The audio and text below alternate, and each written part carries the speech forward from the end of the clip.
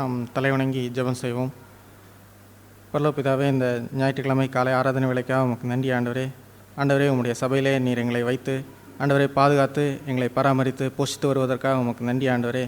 ஆண்டவரே, இப்போதும் இந்த ஆராதனை வேலையை உம்முடைய திருப்பிரசனத்தினாலே நீரே எங்கள் ஒவ்வொருவரையும் ஆண்டு நடத்த வேண்டுமா வேண்டிக்கிறோம்.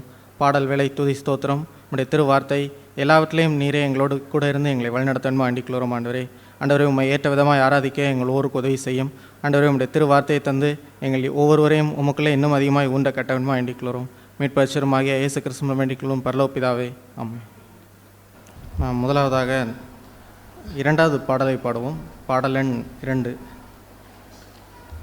நன்றியால் துதிப்பாடு இயேசுவை உள்ளத்தால் என்று பாடு. இந்த பாடலை நாம் நன்றியுள்ள இருதயத்தோடு நாம் பாடுவோம்.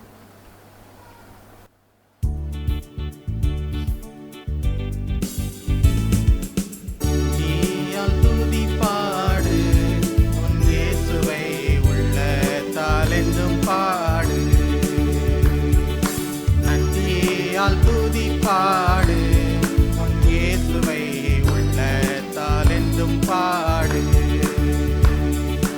வல்லவர் நல்லவர் போதுமானவர், வார்த்தையில் உண்மை உள்ளவர். வல்லவர் நல்லவர் போதுமானவர், வார்த்தையில் உண்மை உள்ளவர். நன்றியால் துதிப்பாடு பாடு. எரிவோ மதிலும் முன்னே வந்தாலும் இயேசு உந்தன் முன்னே செல்கிறார்.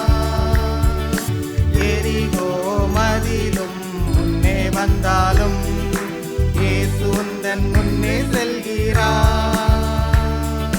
கலங்கிடாதே, திகைத்திடாதே, துதியினால் இடிந்து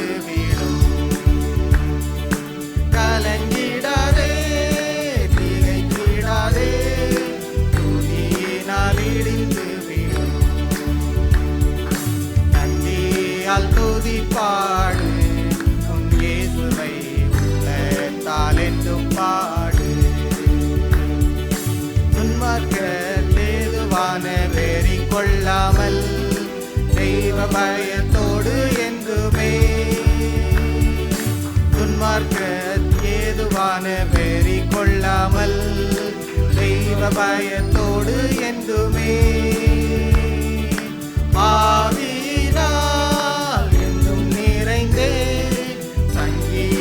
கீர்த்தனம் பாடு. ஆவியினால் என்றும் நிறைந்தே சங்கீத கீர்த்தனம் பாடு. நன்றியால் துதிப்பாடு நம் இயேசுவை உள்ளத்தால் என்றும் பாடு. சரீரம் ஆத்துமா ஆவியினாலும் சோர்ந்து போகும் வேளையிலெல்லாம், சரீரம் ஆத்துமா ஆவியினாலும் சோர்ந்து போகும் வேளையிலெல்லாம், துதி சத்தத்தால் உள்ளம் நிறைந்தால் தூயரின் பலன் கிடைக்கும். துதி சத்தத்தால் உள்ளம் நிறைந்தால் பலன் கிடைக்கும். நன்றியால் துதிப்பாடு உன் இயேசுவை உள்ளத்தால் என்றும் பாடு. நன்றியால் துதிப்பாடு உன் இயேசுவை உள்ளத்தால் என்றும் பாடு. வல்லவர் நல்லவர் போதுமானவர், வார்த்தையில் உண்மையுள்ளவர். வல்லவர் நல்லவர் போதுமானவர், வார்த்தையில் உண்மையுள்ளவர். நன்றியால் துதிப்பாடு நம் இயேசுவை உள்ளத்தால் என்றும் பாடு. நன்றியால் துதிப்பாடு நம் இயேசுவை உள்ளத்தால் என்றும் பாடு. ஹல்லேலூயா. அடுத்ததாக 19வது பாடலை பாடுவோம். பாடல் எண் 19. நம் தேவன் அன்புள்ளவர் என்ற அந்த பாடல். தேவனுடைய அன்பு என்பது நம்மளே நன்மை ஏதும் நம் வாசம் இல்லாத போதும் தேவன் நம்மை முந்தி அன்பு கூர்ந்தார். அப்படிப்பட்ட விலையேறப்பெற்ற தேவனுடைய அன்பை நாம் நினைத்து இந்த பாடலை பாடுவோம்.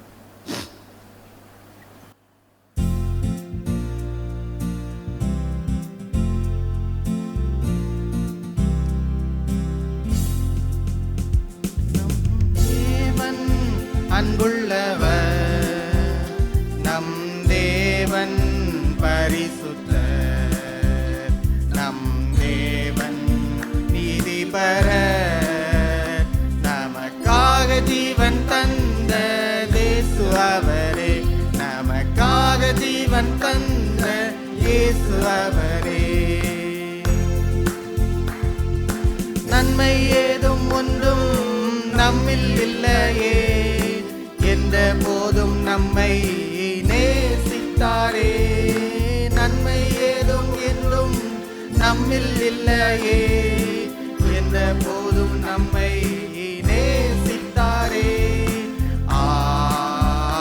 அந்த அன்பில் மகிழ்வோம், அன்பரின் பாதம் பணிவோம்.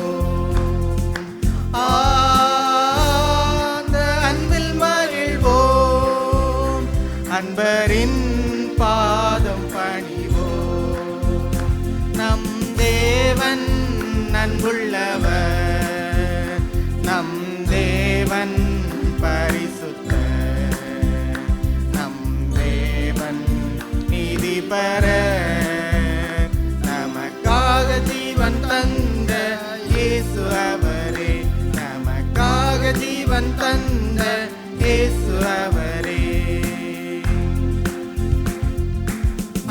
மரம் துளிர் விடாமற் போனாலும், திராட்சை செடி கனி கொடாமற் போனாலும், அத்தி மரம் துளிர் விடாமற் போனாலும், திராட்சை செடி கனி கொடாமல் போனாலும்,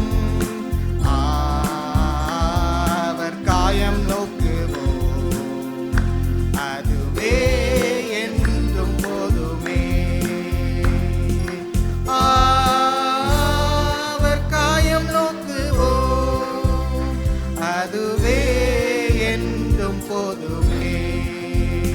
நம் தேவன் அன்புள்ளவர், நம் தேவன் பரிசுத்தர், நம் தேவன் நீதிபரர், நமக்காக ஜீவன் தந்த இயேசு அவரே, நமக்காக ஜீவன் தந்த இயேசு அவரே. வானம் மீதில் இயேசு இறங்கி வருவார், தேவதூதர் போல மகிமை அடைவோம்.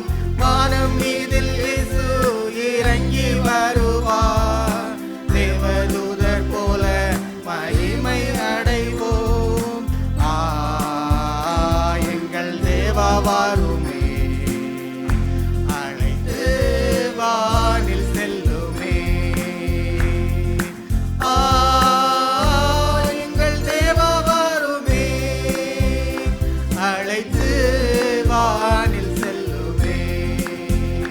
நம் தேவன் அன்புள்ளவர், நம் தேவன் பரிசுத்தர், நம் தேவன் நீதிபரர், நமக்காக ஜீவன் தந்த இயேசு அவரே, நமக்காக ஜீவன் தந்த இயேசு அவரே.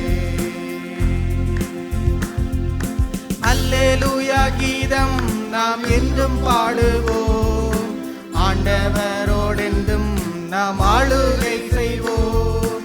அல்லேலூயா கீதம் நாம் என்றும் பாடுவோம், ஆண்டவரோடென்றும் நாம் ஆளுகை செய்வோம். அந்த நாள் நெருங்குதே, நினைத்தால் நெஞ்சம் பொங்குதே.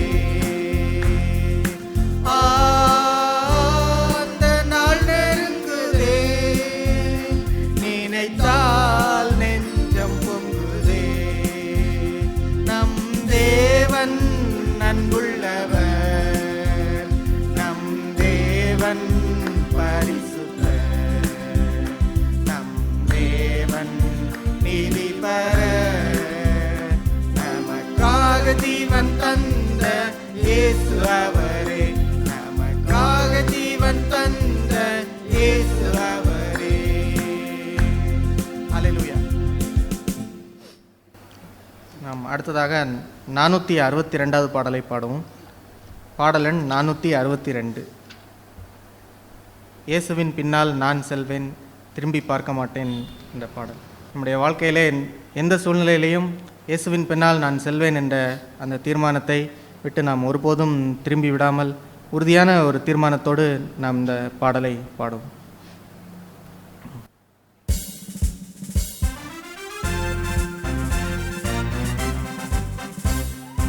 இயேசுவின் பின்னால் நான் செல்வேன், திரும்பி பார்க்க மாட்டேன், திரும்பி பார்க்க மாட்டேன்.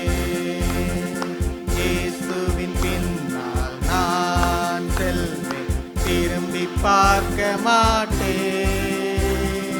திரும்பி பார்க்க மாட்டேன். சிலுவையே முன்னா, உலகமே பின்னா,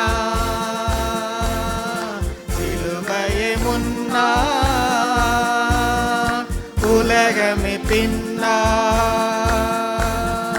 இயேசு சிந்திய இரத்தத்தினாலே என்றும் விடுதலையே, இயேசு சிந்திய இரத்தத்தினாலே என்றும் விடுதலையே.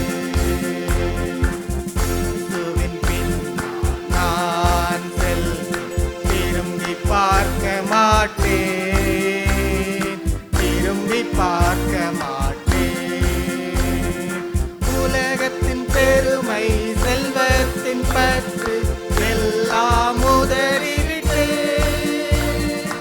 உலகத்தின் பெருமை, செல்வத்தின் பற்று எல்லாம் உதறிவிட்டேன்.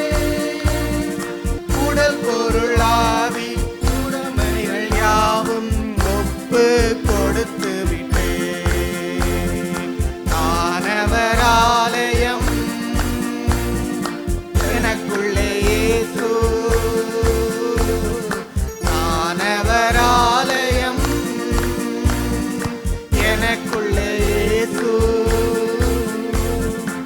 என்ன நடந்தாலும் எவ்வேளையிலும் எப்போதும் துதித்திடுவேன். இயேசுவின் பின்னால் நான் செல்வேன், திரும்பி பார்க்க மாட்டேன், திரும்பி பார்க்க மாட்டேன். வேதனை, நெருக்கம், இன்னல்கள், இடர்கள் எதுவும் பிரிக்காது. வேதனை, நெருக்கம், இன்னல்கள், இடர்கள் எதுவும் பிரிக்காது. வெற்றி வேந்தன் என் இயேசுவின் அன்பால் முற்றிலும் ஜெயம் பெறுவேன். வெற்றி வேந்தன் என் இயேசுவின் அன்பால் முற்றிலும் ஜெயம் பெறுவேன். நிகழ்கின்ற காலமோ, வருகின்ற காலமோ, நிகழ்கின்ற காலமோ, வருகின்ற காலமோ, வாழ்வோ சாவோ வல்ல தூதரோ எதிர்க்கவே முடியாது. வாழ்வோ சாவோ வல்ல தூதரோ பிரிக்கவே முடியாது. இயேசுவின் பின்னால் நான் செல்வேன், பார்க்க மாட்டேன், திரும்பி பார்க்க மாட்டேன். அகிலமெங்கிலும் ஆண்டவர் இயேசு ஆட்சி செய்திடணும். அகிலமெங்கிலும் ஆண்டவர் இயேசு ஆட்சி செய்திடணும். ஆவியில் நிறைந்து சத்தியம் பேசும் சபைகள் பெருகிடணும். ஆவியில் நிறைந்து சத்தியம் பேசும் சபைகள் பெருகிடணும். என் சொந்த தேசம் இயேசுவுக்கே, என் சொந்த தேசம்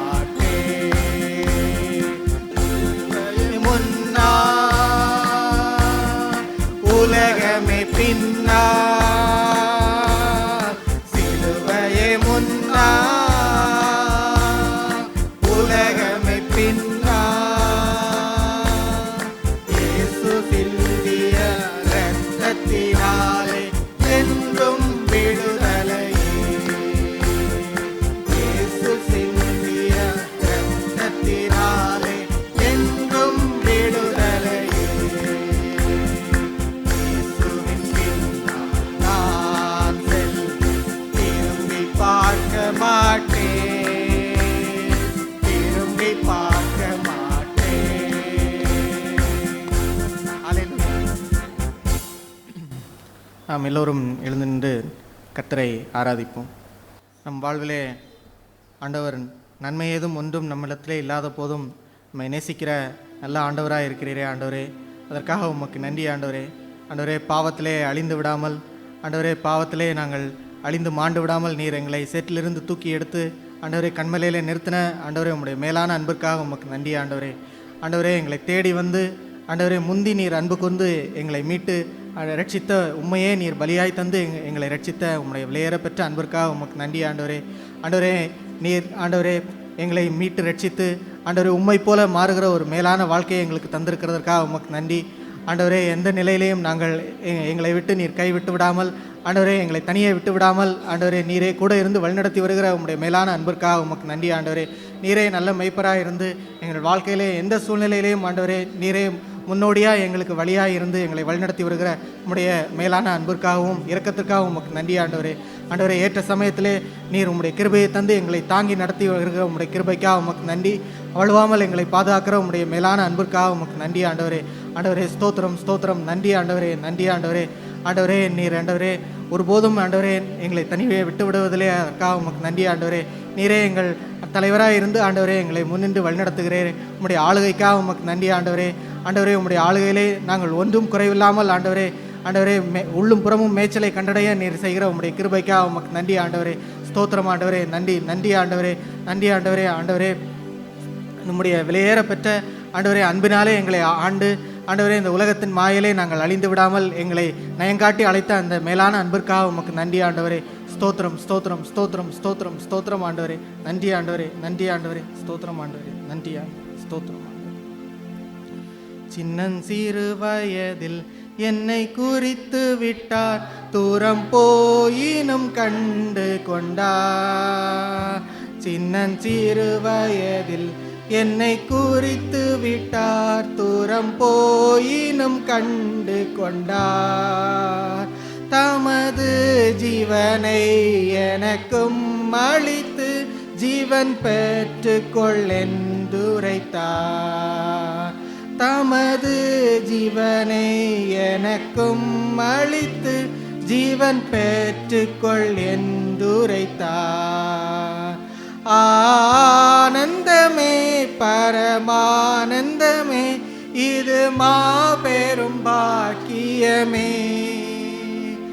ஆனந்தமே பரமானந்தமே, இது மாபெரும் பாக்கியமே. இந்த பாதலத்தின் சொந்தக்காரரவர் எந்த உள்ளத்தின் சொந்தமானார். இந்த பாதலத்தின் சொந்தக்காரரவர் எந்த உள்ளத்தின் சொந்தமானார். நாம் எல்லோரும் ஆண்டவரை சுருக்கமாய் ஆராய்த்து அவரை மகிமைப்படுத்துவோம். 2 கொரிந்தியர் 5வது அதிகாரம்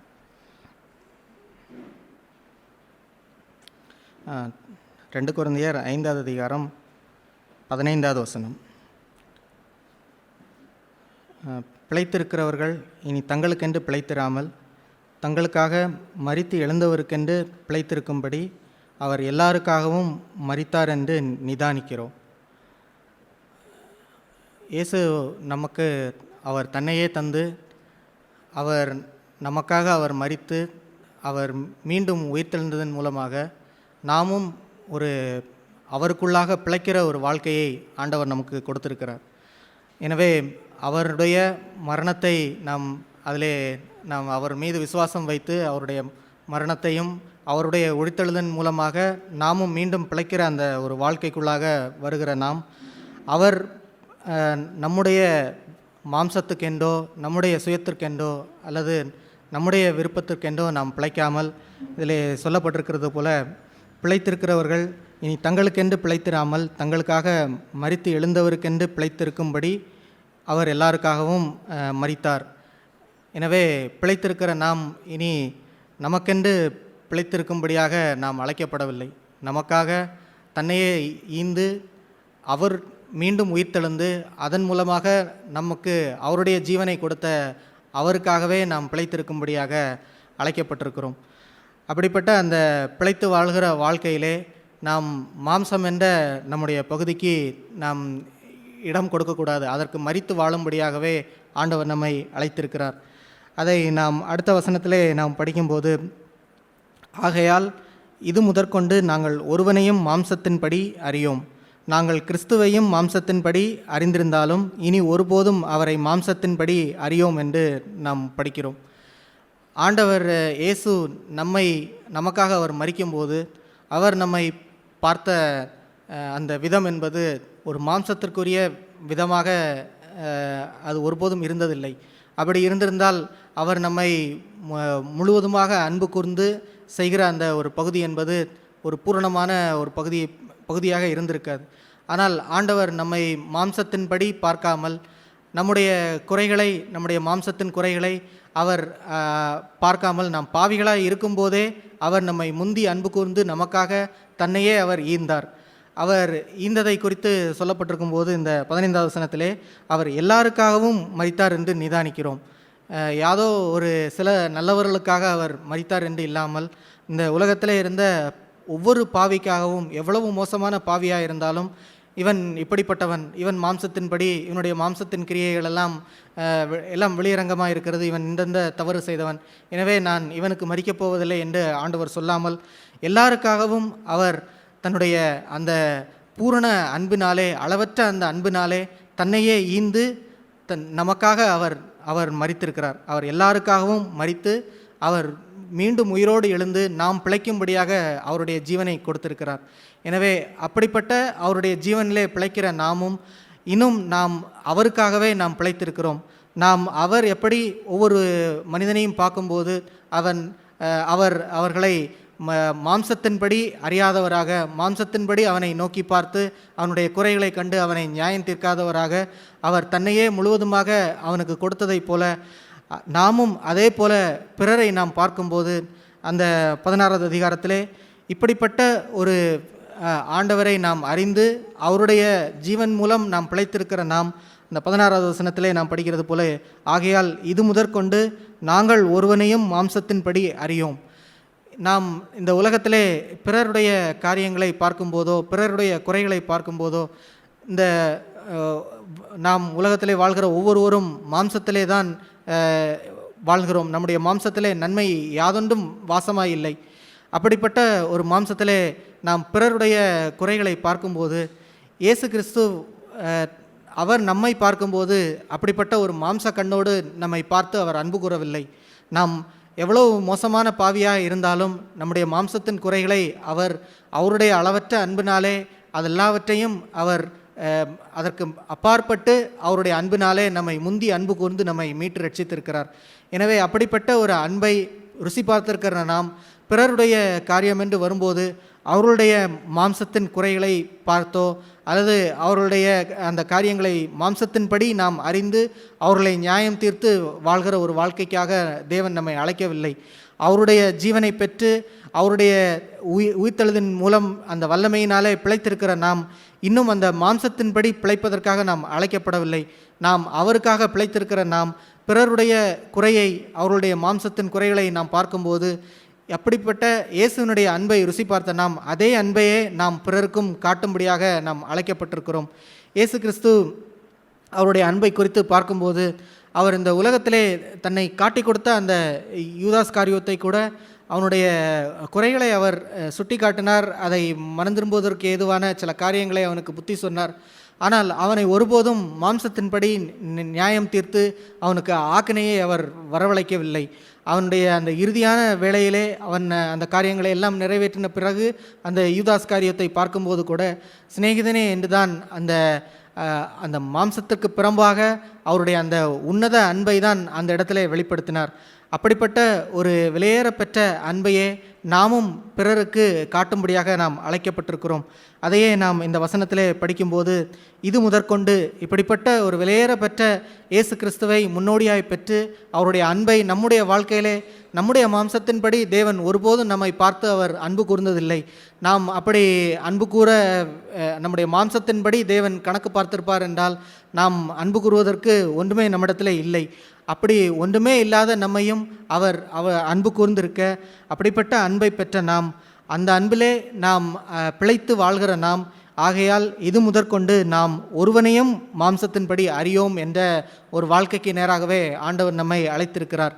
எனவே நாம் இந்த உலகத்திலே நம்முடைய அன்றாட நம்முடைய குடும்ப வாழ்க்கையிலே ஒரு கணவன் மனைவி என்ற உறவிலேயோ அல்லது ஒருவருக்கொருவர் என்ற உறவிலேயோ நாம் ஒருவரையும் நாம் மாம்சத்தின்படி அவருடைய குறைகளை பார்த்து இவர் இப்படிப்பட்டவர் தான், இவருடைய கிளைகள் எல்லாம் வெளியரங்கமாக இருக்கிறது என்று நம்முடைய மாம்சீக கண்களை பார்த்து நாம் ஒருவரையும் நியாயம் தீர்த்து விடக்கூடாது என்ற எச்சரிப்பை பெற்று வாழும்படியாகவே தேவன் நம்மை அழைத்திருக்கிறார்.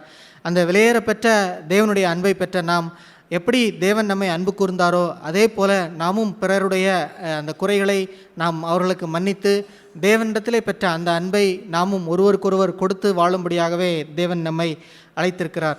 அப்படி ஒரு சூழ்நிலைக்குள்ளாக அழைத்து செல்லும்போது அதிலே வருகிற சில மனிதர்களையும் சில காரியங்களையும் என்று வரும்போது இது எல்லாவற்றையும் அவர் அறியாமல் யாதொன்றும் நேரிடவில்லை என்று பூரணமாய் அதற்கு ஒப்புவித்து தேவன் அவரை நொறுக்க சித்தம் கொண்டார் என்று அந்த காரியங்களுக்கெல்லாம் இயேசு தன்னை பூரணமாய் அர்ப்பணித்து வாழ்ந்தது போல நாமும் பூரணமாய் அர்ப்பணித்து அதில் நொறுங்குண்டு, ஆனால் அதில் வருகிற மனிதர்கள் என்று வரும்போதோ அவர்களை நாம் நம்முடைய மாம்சத்தின்படி நியாயம் தீர்க்கிறதுக்கு நாம் மிகவும் பயந்திருக்க வேண்டிய ஒரு பகுதியாக நாம் அழைக்கப்பட்டிருக்கிறோம்.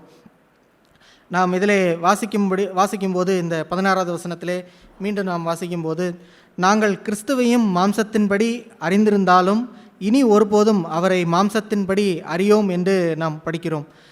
கிறிஸ்துவை மாம்சத்தின்படி அறிகிற என்ற ஒரு அபாயம் கூட கிறிஸ்தவ வாழ்க்கையிலே நேர்ந்து விடக்கூடும்.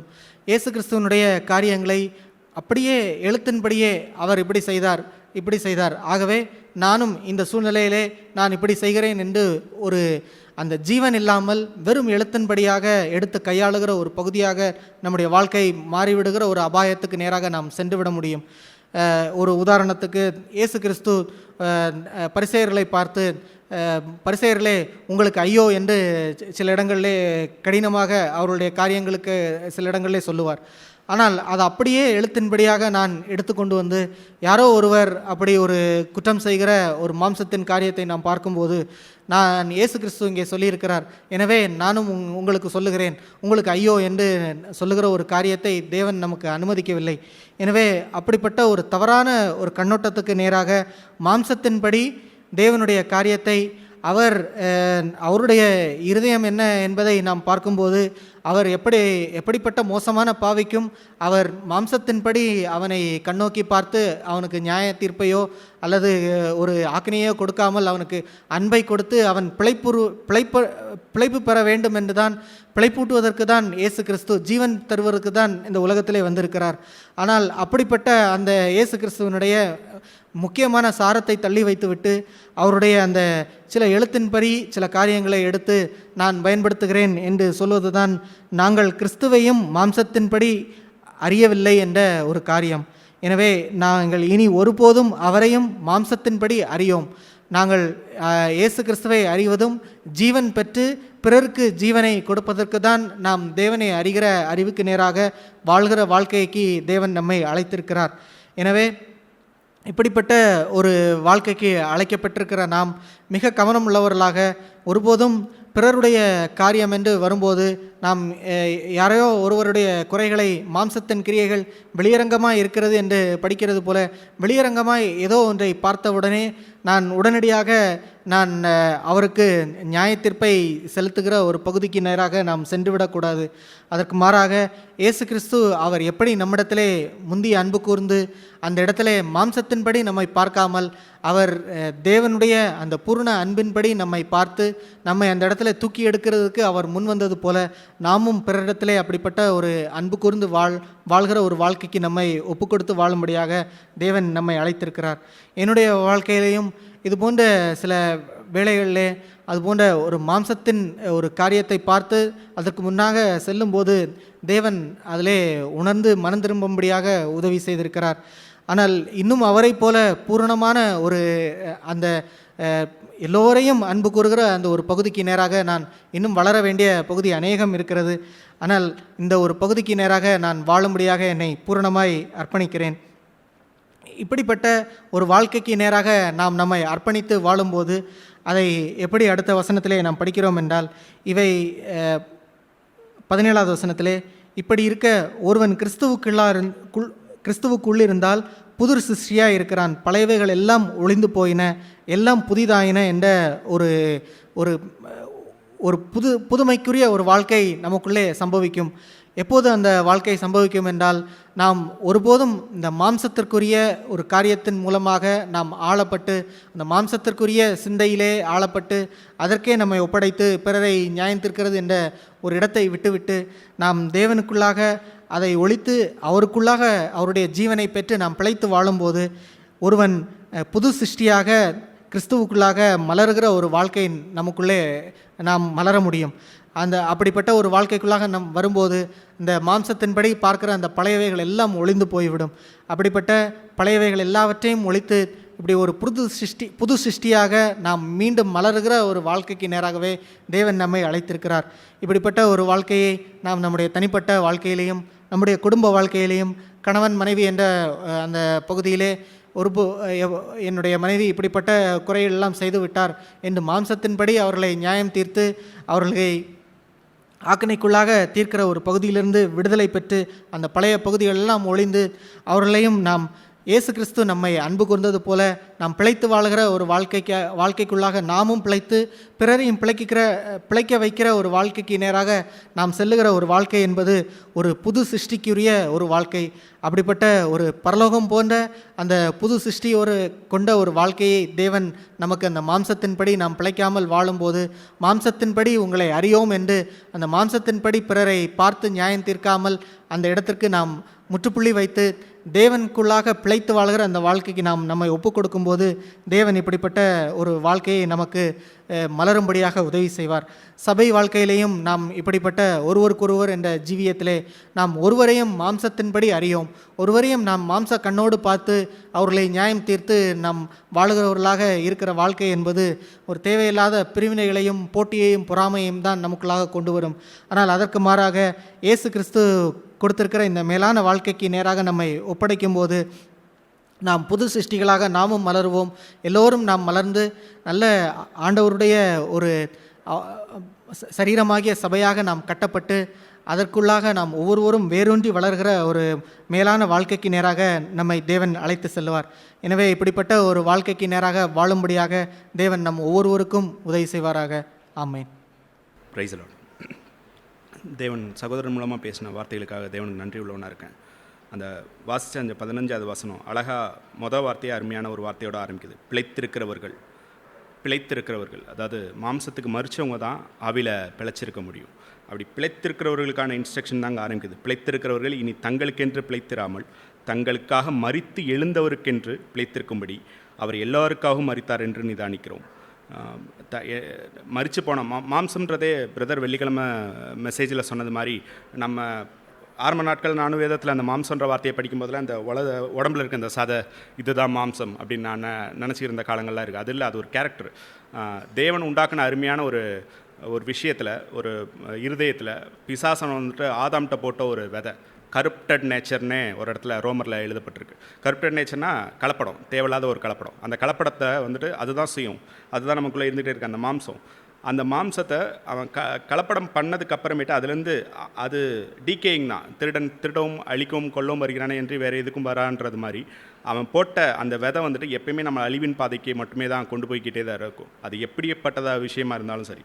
ஸோ எனக்குள்ளே இருக்க சுயம் என்ன அழிவின் பாதைக்குள்ளேயே தான் கொண்டு போகுது.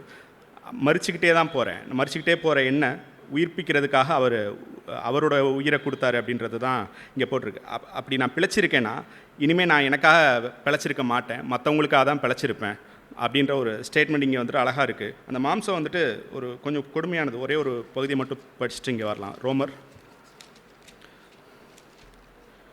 அந்த மாம்சம் வந்துட்டு நான் தேவனை அறிஞ்சிக்கிட்டே இருக்கிறத விட்டுட்டு என்னை விலைக்கு கொண்டு போய்கிட்டே தான் இருக்குது. எல்லா சூழ்நிலையிலுமே வந்துட்டு இந்த தேவனை நோக்கி வர்றதை விட்டுட்டு அதர் டைரக்ஷனில் கொண்டு போய்கிட்டே இருக்கும். ரோமர் 1வது அதிகாரம் 28வது வசனம் இப்படி சொல்லுது: தேவனை அறியும் அறிவை பற்றி கொண்டிருக்க அவர்களுக்கு மனதில்லாது இருந்தபடியால் தகாதவைகளை செய்யும்படி தேவன் அவர்களை கேடான சிந்தைக்கு ஒப்பு கொடுத்தார் அப்படின்னு சொல்லி தேவன் அறிகிறது. இங்கிலீஷில் இன்னும் அழகாக இருக்குது. தேவனை அறிகிறது வந்துட்டு அவங்களுக்கு ஒர்த்தாக தெரியலை. அதாவது they didn't think it's worthwhile to retain the knowledge of God. தேவனை பற்றி கொண்டே இருக்காது. தேவனை தெரிஞ்சிருந்தாலும் அது அவரோட நிலச்சிருக்கிறது வந்துட்டு ஒரு ஒர்த்தான ஒரு விஷயமாக வந்துட்டு அவங்களுக்கு படலைன்றதுனால மட்டும்தான் கர்த்தர் அவங்கள வந்துட்டு தேவையில்லாத ஒரு சிந்தனைகளுக்கு, மாம்சத்தோட கிரியைகளுக்கு அவங்கள ஒப்பு கொடுத்தாருன்னு சொல்லி போட்டிருக்கு.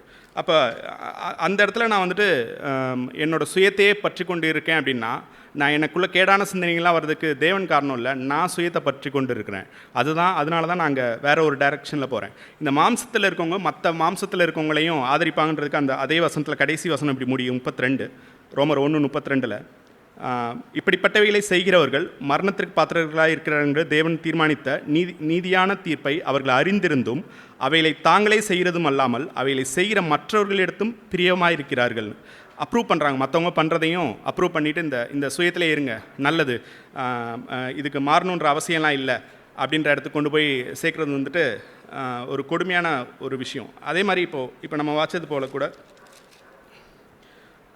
அந்த 2 கொரிந்தியர் 5:15 பிழைத்திருக்கிறவர்கள், இந்த இடத்துல இப்போ நான் இதுக்கு மாதிரியே மறிச்சிட்டு போயிட்டு இருந்தேன். என்னை கொண்டாந்து உயிரோடு இருக்கவங்களோட மத்தியில் அவர் வச்சதுக்கு அப்புறமேட்டு இப்போ மறுபடியும் என்னோட பிழைப்பை தேடியே நான் போகாமல் மற்றவங்க மறிச்சிருக்காங்க இல்லையா, அவங்கள நோக்கி நான் அவங்கள என்னை நோக்கி புல் பண்ணுறது, கர்த்தரை நோக்கி புல் பண்ணுறது தான் என்னுடைய வேலையாகவே இருக்கணும். அது தாங்க 16 வசனம். ஆகையால் இது முதற்கொண்டு நாங்கள் ஒருவனையும் மாம்சத்தின்படி அறியும். மாம்சத்தின்படி அறிகிறது வந்துட்டு ரொம்ப ஒரு மோசமான ஒரு சூழ்நிலை. நான் வந்துட்டு உயிர் பெற்றது வந்துட்டு தேவனாலன்றது அறியாதவங்க மட்டும்தான் இவங்க மாம்சத்தில் இருக்காங்கன்னு நியாயம் தீர்க்க முடியும். நான் தேவனால் தூக்கப்பட்டேன், நான் மாம்சத்தில் இருந்தேன், தேவனாலே நான் தூக்கப்பட்டேன். அதே இடத்துல தான் மற்றவங்களும் இப்போ இருக்காங்கன்னா அவங்க தேவன் கிட்ட வந்தால் மட்டும்தான் அவங்களால தூக்கி எடுக்கப்பட முடியும். அந்த மாம்சத்தை விட்டு அவங்க வெளியே வர முடியுன்ற ஒரு உணர்வு இல்லாதவங்க யாருன்னா, நான் தேவனால் தூக்கப்பட்டேன்ற அந்த உணர்வு இல்லாதவங்க மட்டும்தான். அப்படி இல்லாமல் இது வரைக்கும் கர்த்தர் என்னை நடத்தி கொண்டு போயிட்டுருக்காரு. தொடர்ந்து இதில் நிலச்சிருக்க கர்த்தர் எனக்கு உதவி செய்வார், நம்பிக்கை இருக்கிறது. Price the Lord. தேவனுடைய நாமத்துக்கு மகிமை உண்டாவதாக. நன்மை என்றும் ஏதும் இல்லை என்ற போதிலும் ஆண்டவர் என்ன செஞ்சார், என்னை நேசித்தார். தேவனுடைய அன்பு விலையேறப்பெற்ற அன்பு. 2 கொரிந்தியர் 5:15 வசனத்தின்படி, பிழைத்திருக்கிறவர்கள் இனி தங்களுக்கென்று பிழைத்திராமல் தங்களுக்காக மரித்து எழுந்தவருக்கென்று பிழைத்திருக்கும்படி அவர் எல்லோருக்காரும் மரித்தார் என்று நிதானித்திருக்கிறோம். என்னுடைய ஜீவியத்தில் நான் இந்த பூமியில் வாழும் நாட்கள் எல்லா காலங்களுக்குமே நான் எனக்காக நான் என்ன செய்யக்கூடாது, நான் வாழக்கூடாது. நான் இயேசுவுக்காக தான் என்ன செஞ்சேன்னா நான் வாழணும். நான் இயேசுவுக்காக நான் பிழைத்திருக்கணும், இயேசுவுக்காக நான் வாழணும், இயேசுனுடைய சித்தத்தை இந்த பூமியில் செய்யணும். அதான் ஆண்டவர் விரும்புகிறாரு. ஒருவன் கிறிஸ்துவுக்குள் இருந்தால் அவன் பழைய எல்லாம் ஒளிந்து போன எல்லாம் புது ஆயிடுச்சு. அப்போ கிறிஸ்து இந்த பூமியில் எதற்காக வந்தார், என்ன நோக்கத்துக்காக வந்தார்?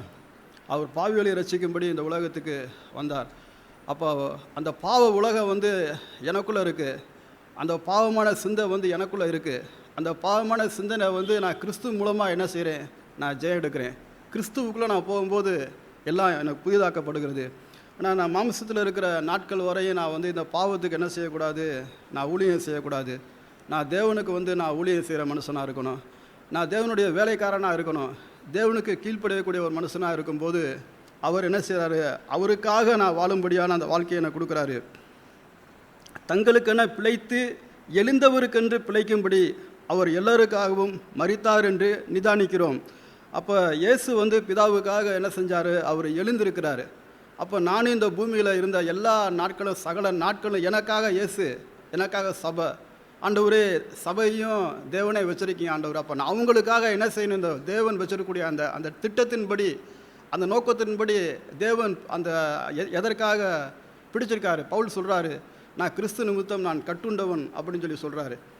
நான் கிறிஸ்து நிமித்தம் ஒரு சிறை கைதியாக இருக்கிறேன் அப்படின்னு சொல்கிறாரு. அப்போ தேவனுடைய நோக்கம், நான் எதற்காக நான் இந்த பூமியில் நான் தேவனுக்காக வைக்கப்பட்டிருக்கேன், அதன்படி அந்த நோக்கத்தின்படி அதன்படி தான் நான் வாழணும். என்னுடைய இஷ்டத்தின்படி என்னுடைய சொந்த வழியின்படி நான் போகக்கூடாது. ஏசாயால நம்ம படிக்கிறோம், அவனவன் சொந்த வழியிலே சென்று எல்லோரும் என்ன செஞ்சாங்க, கெட்டு போனார்கள். அப்போ தேவனுடைய வழியில் இப்படி தான் நான் வாழணும் அப்படின்னு சொல்லி தேவன் வச்சுருக்காரு. அதன்படி தான் நம்முடைய வாழ்க்கை இருக்கணும், என்னுடைய நோக்கம் இருக்கணும், திட்டம் இருக்கணும். இந்த பேதுரு இப்படி சொல்கிறாரு, 1 பேதுரு 4வது அதிகாரத்தில், இப்படி இருக்க கிறிஸ்து நமக்காக மாம்சத்திலே பாடும்படி நீங்கள் அப்படிப்பட்ட சிந்தையை ஆயுதமாக தரித்து கொள்ளுங்கள். அப்போ பாவத்தின் மீது எனக்கு ஒரு சரியான ஒரு வெற்றி கிடைக்கணும்னு சொன்னாக்கா, இயேசு இந்த பூமியில் வாழ்ந்த அந்த வாழ்க்கையை என்னுடைய சிந்தையாக நான் தரிச்சுக்கொள்ளணும். அதான் என் ஆயுதமாக நான் எடுத்துக்கொள்ளணும். ஏனென்றால் மாம்சத்தில் பாடுபடுகிறவன் இனி மாமிசத்தில் இருக்கும் கால வரைக்கும் மனுஷனுடைய இச்சையின்படி பிழைக்காமல், அவனுடைய ஆசை இச்சை அவனுக்கு தீனி போடும்படி எந்த அளவுக்கு தன்னுடைய மாம்சத்தில் இருக்கிற நாட்கள் வரையும் தன்னுடைய விருப்பத்துக்கு அவங்க தீனி போடும்போது அது பலன் கொள்ளுது. அது பாவம். அவங்கள பாவம் செய்கிறாங்க. இல்லை, நான் தேவனுடைய சித்தத்தின்படி என் மாம்சத்தினுடைய கிரிகளுக்கு நான் என்ன செய்யணும்? நான் செத்து மடியணும். கிறிஸ்துவன் கூட சிலுவையில் அறையப்பட்டேன். இனி நான் அல்ல, கிறிஸ்துவே எனக்குள் பிழைத்திருக்கிறார். என்னிடத்தில் அன்பு கூற தேவனிடத்தில் பிழைக்கப்பட்டேன். எனக்காக நான் வாழக்கூடாது. என்னை அழைத்த தேவனுக்காக நான் என்ன செய்யணும்? நான் வாழணும். தங்களுக்காக மரித்து எழுந்தவருக்கென்று நான் என்ன செய்யணும்? நான் பிழைத்து வாழணும். ஆமென். தேவனுக்கு மகிமை உண்டாவதாக. தேவன் தந்த வார்த்தைகளுக்காகவும் நான் இதயத்திலிருந்து தேவனுக்கு நன்றி செலுத்துகிறேன். நான் எங்கள் அப்பாவோட நான் வயலுக்கு போயிட்டுருந்தேன். அப்போ நான் முன்னாடி நடந்து போனேன், எங்கள் அப்பா பின்னாடி வந்தார். நான் முன்னாடி நடந்து போகும்போது கல்லில் தட்டி விட்டு கீழே விழுந்துட்டேன். உடனே எங்கள் அப்பா ஓங்கி ஒரு அடி அடித்து, எனக்கு கீழே பார்த்து நடக்குது இல்லையா அப்படின்ட்டு சொன்னார். நான் அழுது கொண்டு நின்றுக்கிட்டு இருந்தேன். அப்போ ஆண்டவர் தேவன் நம்மளுடைய ஆண்டவரை இந்த பூமிக்கு தந்து என்னை எவ்வளவு நான் ஒரு பாவியாக இருந்த என்னை தேவன் என்னை ரட்சித்து அவர் விளைவேற் பெற்ற இரத்தத்தினாலே என்னை கழுவி சுத்திகரித்து அவருடைய பிள்ளையாக என்னை இந்நாள் வரைக்கும் என்னை வைத்து பாதுகாத்ததுக்காக நான் ஆண்டவருக்கு நன்றி செலுத்துகிறேன். அந்த ஆண்டவர் மாம்சத்தின் மூலியமாக நம்ம பரலோக மண்டங்களில் இருக்கிற நம்ம அப்பாவை நமக்கு வெளிப்படுத்தினார். ஆண்டவர் சொன்னார், என்னை கண்டவன் என் பிதாவை காண்பான். ஃபாதர் அந்த அப்பாவை எனக்கு காட்டினார். என் பரலோகத்தில் இருக்கக்கூடிய அந்த அப்பாவை எனக்கு காட்டினேன்னா எனக்கு ஒரே மகிழ்ச்சி. அந்த அப்பா என் மேல் ரொம்ப அன்பாக இருக்கிறார். நான் கூட தடுமாறி விழுகும்போது கூட அவர் என் கையை பிடிச்சி அவர் சொன்னது என்னென்னா, ஏசாயா 41:13 உன் தேவனாய கர்த்தர் பயப்படாதே, உனக்கு நான் துணை நின்று உன்னை நான் வழி நடத்துவேன் என்று சொன்னார். இந்த பூமியில் ஃபாதர் எனக்கு ஒரு அப்பா இருக்கிறார். அவரே என்னை நான் விலகி போகாதபடி, என் மாம்சத்திற்படி நான் விலகி போகாதபடி அவரே என்னை கரம் பிடித்து வந்த எல்லா பாதைகளுக்காகவும் நான் என்னுடைய தேவனுக்கு நான் மிகவும் என் இதயத்திலிருந்து ஆழத்திலிருந்து நன்றி செலுத்துகிறேன். தேவன் எனக்கு இந்த பூமியில் எப்படியே இயேசு கிறிஸ்துவுக்கு இந்த பூமியில் கொடுக்கப்பட்ட எல்லாவற்றிலும் உண்மையாக வாழ்ந்தது போல் தேவன் எனக்கும் இந்த பூமியில் கொடுக்கப்பட்டதில் எல்லாவற்றிலும் எந்த ஒரு சின்ன ஒரு கர்ச்சிப்பாக இருந்தாலும் சரி, இல்லை விளைவேறும் இந்த ஒரு காரியமாக இருந்தாலும் சரி, அதில் எல்லாவற்றிலும் நான் உண்மையாக நடக்க நான் விரும்புகிறேன். எனக்கு தேவன் அப்படி கிருபை செய்து எனக்கு அந்த உண்மையில் பாதையில் நடத்துவான்னு நான் விசுவாசிக்கிறேன். இன்னும் ஒவ்வொரு நாளும் தன்னுடைய மாம்சத்தின்படி நான் நடக்காதபடி எனக்கு ஜீவன் தந்து என்னை மீட்ட ஆண்டோர் வழியில் என்னை ஒவ்வொரு நாளும் தேவன் எனக்கு வழி நடத்துவான்னு நான் விசுவாசிக்கிறேன். கேட்ட வார்த்தையின்படி நான் அந்த வார்த்தையை கை கொண்டு தேவன் எனக்கு ஒவ்வொரு நாளும் அவர் வழியை காட்டி அவர் வார்த்தையை தந்து அவர் பாதையில் நடத்துவான்னு நான் விசுவாசிக்கிறேன். ஆமென். அல்லேலூயா. தேவனுடைய பரிசுத்த நாமம் மகிமைப்படுவதாக. ஆண்டவராக இயேசு கிறிஸ்து என்னையும் அவர் அன்பு கூர்ந்து என்னை சபையிலும் கொண்டு வந்த கிருபைகளுக்காக முதலாவது தேவன் நன்றி உள்ளவனாக இருக்கிறேன். சபையில் இன்றும் சகோதரர் பேசின வார்த்தைகள் மிகவும் பிரயோஜனமாக இருந்தது. 2 கொரிந்தியர் 5ஆம் அதிகாரம் 15ஆம் வசனத்திலே, பிழைத்திருக்கிறவர்கள் இனி தங்களுக்கென்று பிழைத்திராமல் தங்களுக்காக மரித்து எழுந்திருக்கிறோர் என்று பிழைத்திருக்கும்படி அவர் எல்லாருக்காகவும் மரித்தார் என்றும் நிதானிக்கிறோம். நிச்சயமாக பிழைத்திருக்கிறவர்கள், இதை எபேசியர் 2ஆம் அதிகாரம் 1ஆம் வசனம் இப்படியாக அப்போஸ்தலனாகிய பவுல் நிருபத்திலே எழுதுகிறார். அக்கிரமங்களினாலும் பாவங்களினாலும் மரித்தவர்களாயிருந்த உங்களை உயிர்ப்பித்தார்.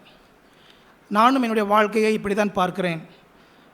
நான் கடந்த காலங்களில் என்னுடைய வாழ்க்கை பாவங்களில் மரித்து போயிருந்தாலும் இன்றும் சபைக்கு முன்பாக ஆண்டவர், நான் மாம்சத்திலே மரித்து போயிருந்தாலும் அவர் அந்த 5ஆம் வசனத்திலே அக்கிரமங்களில் மரித்தவர்களாக இருந்த நம்மை கிறிஸ்துவுடன் கூட உயிர்ப்பித்தார். நான் எப்படி என்னுடைய மாம்சத்திலேயும் உலகத்திலேயும் நான் மரித்து போயிருந்தாலும், கடந்த வாரம் சபைக்கு வர முடியாவிட்டாலும் சகோதரர் ஸ்டீபன் அவர்கள் ஃபோன் செய்து என்னை விசாரித்து, பிரதர், உலக தோற்றத்திற்கு முன்பே அவர் நம்மை தெரிந்து கொண்டார். நிச்சயமாக நான் அதை என் வாழ்க்கையை நான் உணர்கிறேன். தேவன் நன்றி உள்ளவனாக இருக்கிறேன். அவர் உலக தோற்றத்திற்கு முன்பே உங்களையும் என்னையும் தெரிந்து கொண்டதினால் அந்த விலையேறப்பட்ட ரட்சிப்பை தந்து சபைக்கு முன்பாக அவர் சாட்சி உள்ளவராக நிறுத்தியிருக்கிறார். அல்லேலூயா. 2ஆவதாக மாம்சம். நான் 2012ஆம் வருடம் சபையில் இருந்திருக்கிறேன். ஒரு மிகப்பெரிய சோதனை, என்னுடைய தாயார் காலமாக விட்டார்கள். அதற்கு பிறகு அந்த காலகட்டத்தை நான் கடந்து போவதற்கு மிகவும் கஷ்டப்பட்டேன். அம்மா ரொம்ப அன்பாக இருப்பாங்க, ரொம்ப பாசமாக இருப்பாங்க. அப்போ பிரதர் வீட்டில் தான் இங்கே இருப்பேன், சர்ச்சில் இருப்பேன். பிரதர் வந்து ஒரு ஆவிக்கு தகப்பனை போல் என்னை நேசித்த நாட்கள் உண்டு. ஒரு குடும்பம். நான் இங்கே இருப்பேன், என் சொந்த ஒரு நாகர்கோவில். திடீர்னு கிளம்பிடுவேன். அதற்கு இப்போ என்னோடய சகோதரி கல்யாணம் ஆகலை. பிரதர் சொல்லுவாங்க, பிரதர், தேவன் உங்கள் நேசிக்கிறார், நீங்கள் சபைக்கு எப்போனாலும் வாங்க, ஆனால் உங்கள் கடமையை முடிச்சுட்டு நீங்கள் வாங்க அப்படிம்பாங்க. தேவன் என்னுடைய சகோதரிக்கும் திருமண வாழ்க்கையை ஒழுங்குபடுத்தி இப்போது ஒரு பெண் குழந்தை இருக்கிறது. எல்லோரும் சந்தோஷமாக இருக்கிறாங்க. அதற்கு பிறகு நான் என்னுடைய சொந்த ஊரில் இருந்தாலும் ஏற்கனவே ஒரு மனிதனுக்கு வேலை முக்கியமாக காணப்படுகிறது. நான் மறுபடியும் பிரதர் சொன்னாங்க, நீங்கள் ஒரு வேலை தேடிக்காங்க அப்படின்னு சொல்லிட்டு சொந்த ஊரில் ரொம்ப சிரமப்பட்டும் மினரல் வாட்டர் கம்பெனியில் ஒர்க் பண்ணுறேன். ஆனால் அது இன்றைக்கி ஓடி அந்த ஒரு 8 வருஷம் ஆகுது. நிறைய கஷ்டப்பட்டுருக்குறேன். அப்போது இருக்கிற நாட்கள் எல்லாம் இருதயம் வந்து தேவனோடு இருக்கும். சபைக்கு வர முடியாது. ஏன்னா எனக்கு காலையில் 8:30 மணி டியூட்டிக்கு போனேன் அப்படின்னா நைட்டு 8:30 மணிக்கு முடியும். சில 10 மணிக்கு வெளியே அனுப்புவாங்க. 8:30 வரை முடிந்ததுக்கப்புறம் என் வாழ்க்கையை நிதானித்து பார்த்தேன். உலகம், பாவம், மாமிசம் தேவனுடைய சித்தத்திற்கு எப்படி விரோதமாக இருக்கிறது. அது நாளாக என் மாம்சத்திலே அதிகமாக அந்த பாவ சிந்தை வர வர வர, ஆண்டவரே, நான் வேலை ஒரு 7 வருஷத்துக்கு மேலாக இருக்கிறேன். ஆண்டவரே, நான் பாவியாக இருக்கையில் ரோமர் 5:8 நீங்கள் மறைத்திருக்கீங்க. ஆண்டவரே, நான் சபைக்கு செல்ல வேண்டும், எனக்கு உதவி செய்யுங்க. ஒரு விலைக்கிரயம் செலுத்தி நான் நினச்சிருந்தேன். 3 வாரமாக சபைக்கு வந்திருக்கிறேன். அதை கொண்டு வந்தவர் தேவனாகிய கர்த்தர். அல்லேலூயா. நன்றி உள்ளவனாக இருக்கிறேன். ஏனென்றால் முன்னாடி வர்றது கூட தகுதி இல்லை. பிரதர் வந்து சொன்னாங்க, பிரதர் ஒரு 2 வார்த்தை நீங்கள் ஷேர் பண்ணுங்க சொல்லிட்டு. தகுதி இல்லாத ஒருவனுக்கு அவர் கிருபையை கொடுக்கிறார். அந்த ஒவ்வொரு நாளும் நாம் ஆண்டவராக இயேசு கிறிஸ்துவனுடைய ஒரு சீசத்துவத்தை பின்பற்றுகின்ற வாழ்க்கையில் இருக்கும் பொழுது, வேலை ஸ்தலம்னாலும் சரி, குடும்பமானாலும் சரி, நாம் அதிகமாக காணப்படுகிறோம். இந்த மாம்சம் வந்து நம்ம நிறைய பிரச்சனைகள் வரும். மேல் அதிகாரிங்க, குடும்பத்தில் உள்ள சகோதரிகள், சமுதாயம். ஆனாலும் அந்த சிலுவையை நாம் அனுதினம் சுமக்கும் பொழுது நாம் பிழைத்திருக்க முடியாது. தேவன் நம் மூலமாக பிழைத்திருப்பார். கிறிஸ்துவின் அன்பு நம் மூலமாக வெளிப்படும். அல்லேலூயா. 3ஆவதாக ரோமர் 7ஆம் அதிகாரம் 18ஆம் வசனம். இந்த பாடிலும் ஒரு அழகான பாடல் பாடினோம். நன்மை ஒன்றும் நம்மில் வாசமாக இருக்கவில்லை, பாவமான சரீரம். அதில் வந்து ரோமர் 7ஆம் அதிகாரம் 18 அது எப்படி எனில், என்னிடத்தில், அதாவது என் மாம்சத்தில் நன்மை வாசமாக இருக்கிறதில்லை என்று நான் அறிந்திருக்கிறேன். கிறிஸ்துவுக்குள் பிரியமானவர்களே, அதை நான் என் வாழ்க்கையில் உணர்ந்தேன். ஒவ்வொரு நாளும் ஒரு 12 hours ஒர்க்கு. சங்கீதக்காரன் தாவீது தன்னுடைய வாழ்க்கையில் இப்படி பல சோதனைகள் போய்கொண்டிருக்கும் பொழுது சேலா, தேவனோடு நின்று நிதானித்து தன்னுடைய வாழ்க்கையை சீர்படுத்தி மறுபடியும் அந்த ஓட்டு தொடர்ந்தான். நானும் என்னுடைய வாழ்க்கையிலே, ஆண்டவரே, மாம்ச சிந்தை மரணம். ஆனால் இதில் வசனம் இருக்குது, 8ஆம் அதிகாரம் 6ஆம் வசனம், மாம்ச சிந்தை மரணம், ஆவியின் சிந்தையோ ஜீவனும் சமாதானமும்.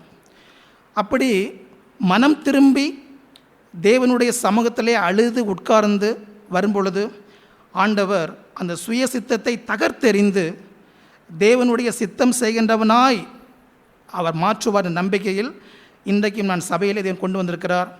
தொடர்ந்து ஆண்டவருக்கு பிரியமான ஒரு சீசனாக இருப்பேன் என்று நம்பிக்கை அறிகிறேன். ஆமேன். அல்லேலூயா. நாம் வாசித்த அந்த 2 கொரிந்தியர் 5ஆம் அதிகாரம் மிக முக்கியமான ஒரு பகுதி. அதை எல்லா பகுதியிலும் சேர்த்து வைத்து நாம் அதை பார்க்காமல் அவர் ஃபோக்கஸ் பண்ணின அந்த மெயின் பாயிண்ட், அதைத்தான் நாம் கவனிக்க வேண்டும். அது என்னவென்று சொன்னால், நாம் இப்பொழுது பிழைத்திருக்கிறவர்கள்.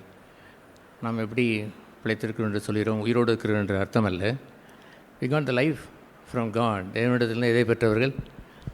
ஜீவனை பெற்றவர்கள். அதைத்தான் அவர் கீழே அவர் சொல்லுவார்.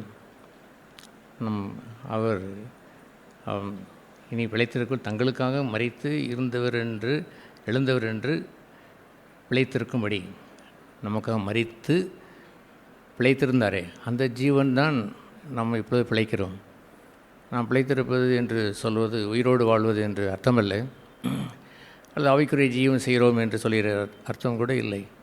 நம்மள எல்லோருக்குள்ளும் என்ன இருக்க வேண்டும்? எல்லாம் பிழைத்திருக்கிறோம், உயிரோடு இருக்கிறோம் என்று சொல்லி எல்லோரும், யாராவது ஒரு முஸ்லீமோ அல்லது ஒரு வெளியே உள்ள மனுஷனை கூப்பிட்டு வந்து நீங்கள் எல்லோரும் எப்படி இருக்கிறாங்க, எல்லோரும் பிழைத்திருக்கிறான்றன்னு சொல்லுவார். அந்த பிழைப்பு என்று இல்லை. லைஃப் ஃப்ரம் காட், தேவனிடத்திலிருந்து பெற்றோமே ஒரு ஜீவன், that makes us to live. அதுதான் மிக முக்கியம். நான் கிறிஸ்துவுடனே சில அறையப்பட்டு அதிலிருந்து வருகின்ற ஒரு ஜீவன் இருக்கிறதே, அதுதான் பிழைத்திருக்கிறது என்று அர்த்தம். If you have life walk in the light என்று சொல்வார். நீங்கள் உங்கள் ஜீவன் இருந்தால் ஒளியிலே நடவுங்கள். நீங்கள் ஜீவன் பெற்றவர்களாய் இருந்தால் இனிமேல் நீங்கள் மாம்சத்திற்கென்று திரும்பி நடந்து விடாதங்கள் என்றும் எச்சரிக்கை நான் பெற்றிருக்கிறோம். ஆகவே நம்ம எல்லோரும் யார்? ஜீவன் பெற்றவர்கள். என்ன பெற்றவர்கள்? என்ன ஜீவன்? மரித்தோரிலிருந்து எழுந்து கொண்டு வந்து கொடுத்தாரே ஒரு ஜீவன், அந்த ஜீவனை பெற்றவர்கள். யூ ஹேவ் தான் பெற்றிருக்கிறீர்களா?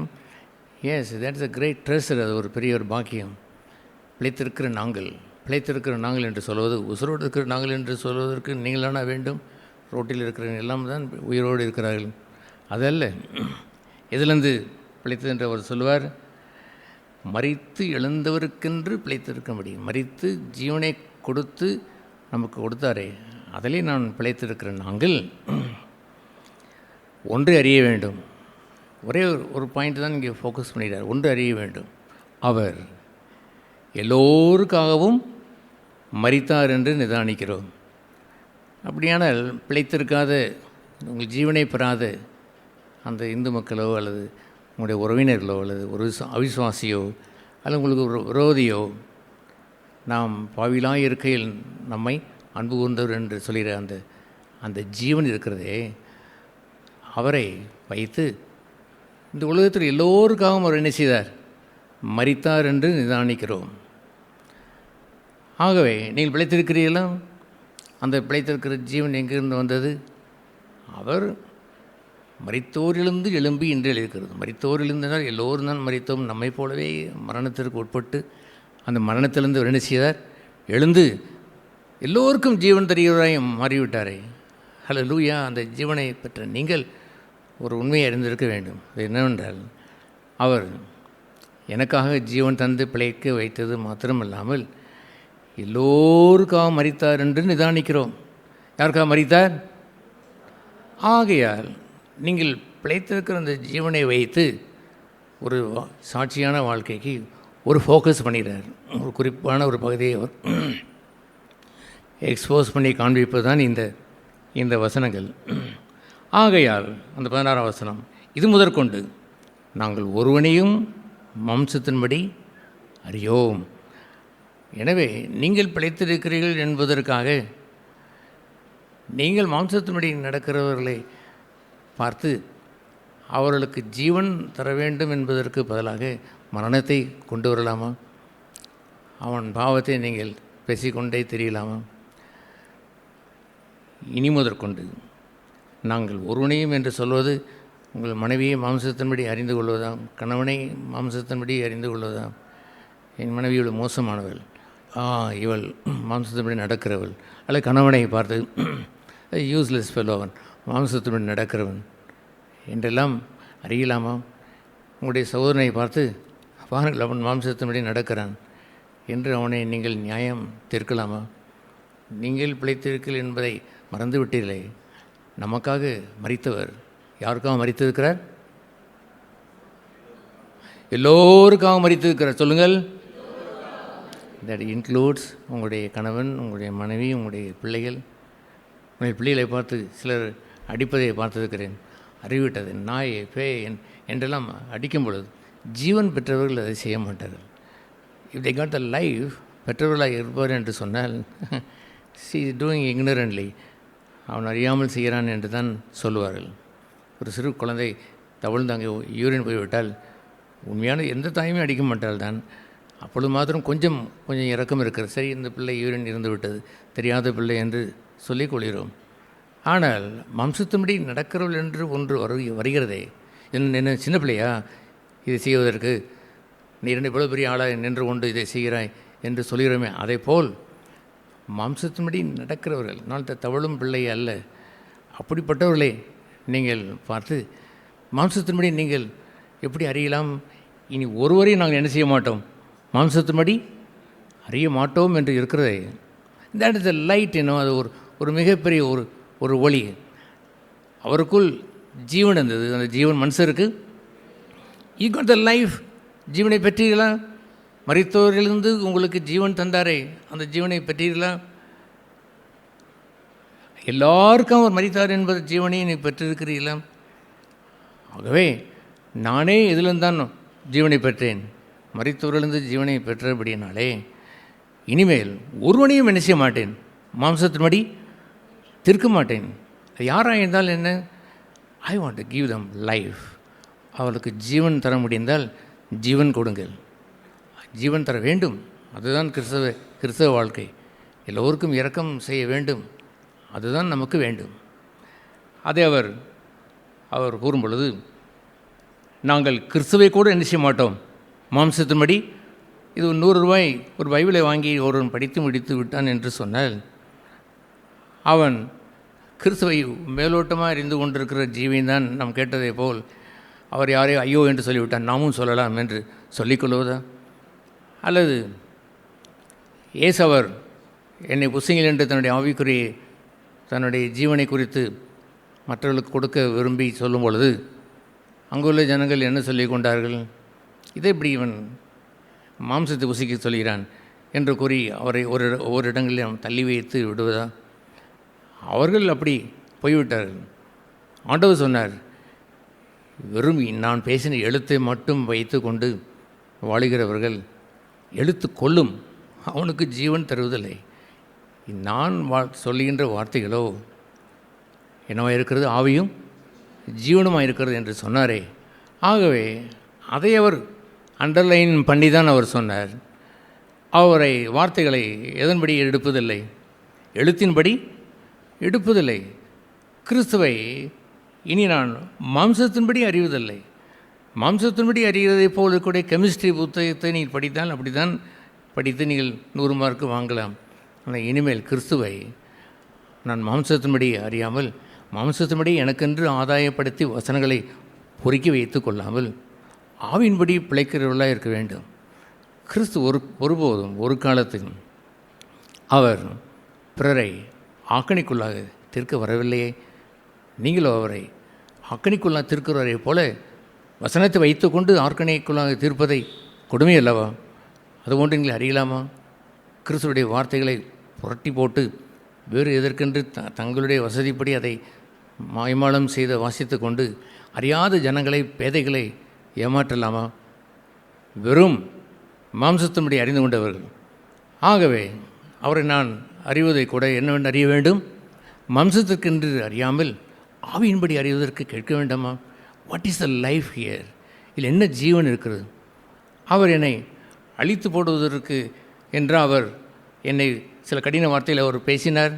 என் வார்த்தைகளை கேட்டு அதை கை கொள்ளாதவன் மணலின் மேலே கட்டப்பட்டு அவன் பெருவெள்ளம் அடித்து அதை ஒன்றுமில்லாமல் போய்விட்டது, பேரழிவு அவனுக்கு ஏற்பட்டது என்று இப்படியா நாம் அதை டூம்டு நம்மை ஆக்கணிக்குள்ளாக தீர்க்கக்கூடிய வார்த்தைகளை நாம் எடுத்துக்கொண்டு அவரை ஆண்டவர் வெறுப்பதா?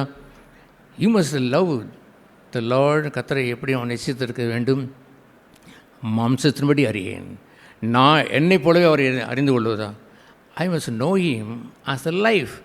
ஜீவனாய் இருந்திருக்க வேண்டும். அவர் மூலமாய் நான் பிழைத்திருக்கிற அந்த ஜீவனாய் அறிந்து அந்த ஜீவன் மனுஷருக்கு ஒளியாக இருக்க வேண்டும். He was all the times a light. எப்பொழுதுமே ஒளியாகத்தான் இருந்தார். ஒரு மனுஷனையும் கடிந்தே அவர் கொண்டாலுமே கூட ஜீவனைத்தான் தந்தாரே அல்லாமல் அதை நீங்களும் புழங்கி மாம்சத்தின்படி அறிந்து கொண்டு ஜீவன் இல்லாமலே பிறருக்கு நீங்கள் குற்றவாளிகளாக திருக்கிறீர்களே, அதன்படி செய்யலாமா? கிறிஸ்துவை நீங்கள் அப்படி புத்தகத்தை வாசித்ததை போல் வாசித்து கொண்டு நீங்கள் ஒன்றை விளங்கி கொண்டு அதை குறித்து வாக்குவாதம் செய்வதா? Do you have life? ஜீவன் உண்டா? ஜீவனை வாக்குவாதம் செய்யுங்கள். No brother, whatever it is, there should be a life. என்ன இருந்தால் என்ன, தேர் ஷுட் பி லைட். அங்கே ஒளி உண்டு என்று பேசுங்கள். அது நல்லது. கிறிஸ்துவனுடைய ஒளியிலே வந்த யாவருக்கும், கிறிஸ்துவினால் பிழைப்புண்டான யாவரும் செய்ய வேண்டிய பகுதி என்னவென்று சொன்னார்.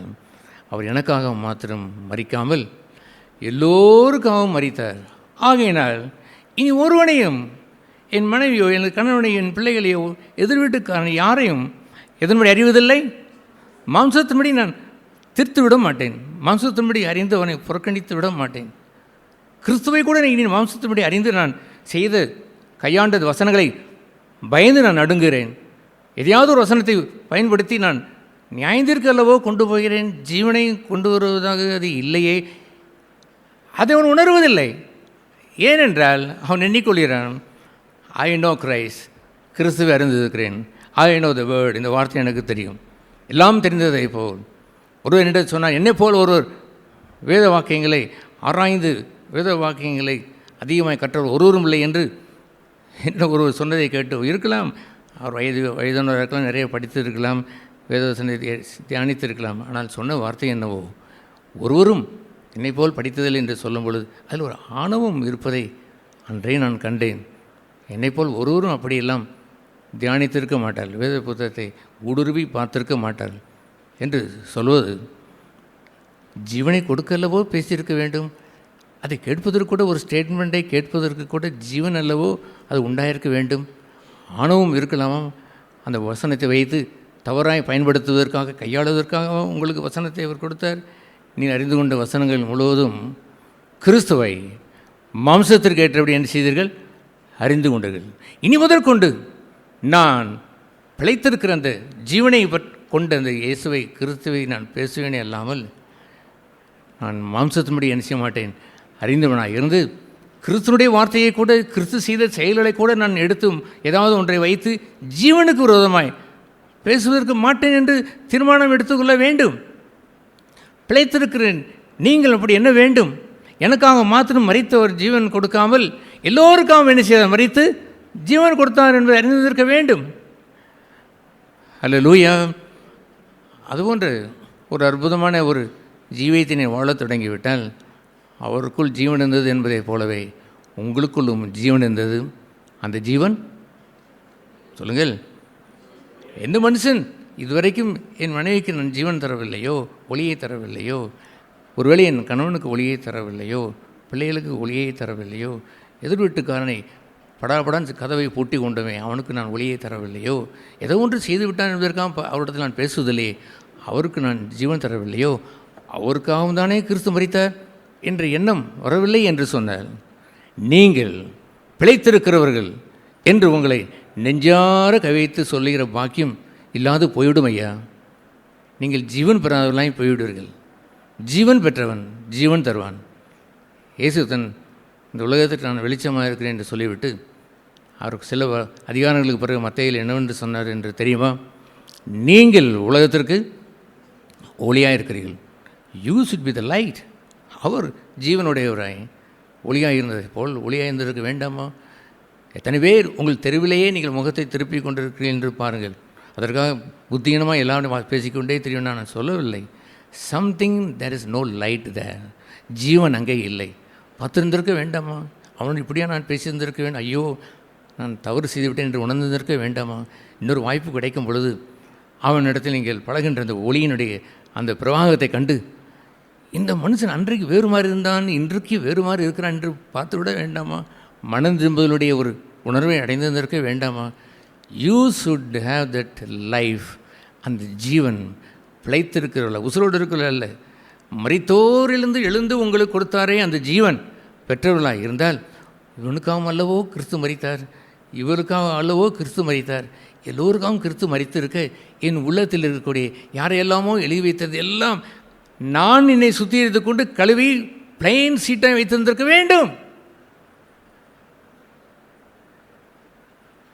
இங்கு நாம் பிழைத்திருக்கிற அந்த முதல் பகுதியை, இந்த ஃபோக்கஸ் பண்ண வேண்டிய பகுதியை இழந்துவிட்டு நீங்கள் 1000 தான் நீங்கள் ஆவிக்குரிய உயர்வை அடைந்ததை போல் எண்ணிக்கொண்டு நீங்கள் வாழ்ந்தால் தட்ஸ் அ ஃபெயிலியர். அது மிகப்பெரிய தோல்வியாக இருக்கும். எனக்கு நிறைய சத்தியங்கள் தெரியும், இது யூஸ்லெஸ், நிறைய சத்தியங்கள் தெரிந்தது என்று சொல்வதெல்லாம் உங்களுடைய ஆணவம். வேத அறிவு இருமாப்பைத்தான் உண்டாக்கும். தெய்வ அன்பு என்று இருக்கிறதே அதுதான் மனுஷனை பக்தி விருத்தி அடைய செய்யும். ஜீவன் இல்லையே, ஒருவனுக்கு ஜீவன் கொடுக்க உங்களுக்கு இஷ்டம் இல்லையே. ஒரு மனிதன் கால் முடமாயி கிடக்கிற அந்த மனுஷனுக்கு இது வாரும் உண்மை நான் கேட்குற காசு என்னிடத்தில் இல்லை, எல்லோரும் போட்டு விட்டு போனார்களே 10 ரூபா, அது கூட இப்பொழுது ஆக்சுவலாக எங்கள் பாக்கெட்டில் இல்லை. ஆனால் ஒன்று தர முடியும், வி ஹேவ் லைஃப், உள்ளதை தருகிறேன் என்று உயிரோட்டம் இல்லாத அந்த திமிரவாத படுத்து கடந்த அந்த அந்த மனிதனுடைய காலில் உயிரோட்டத்தை கொடுத்து விட்டாரே. That's a simple of life. ஜீவனை எப்படி கொடுத்திருக்க வேண்டும்? உயிரோட்டம் இல்லாத திமிரவாதக்காரனாய் வாழ்க்கை ஜீவன் என்று அறியாது இருக்கக்கூடிய மரித்த நிலையில் இருப்பவனுக்கும் கிறிஸ்து மரித்தாரே என்று அறிந்து நீங்கள் பெற்ற ஜீவனை பங்கு கொடுத்து இருந்தால் ஒரே பிழைத்திருக்கிறவர்கள்.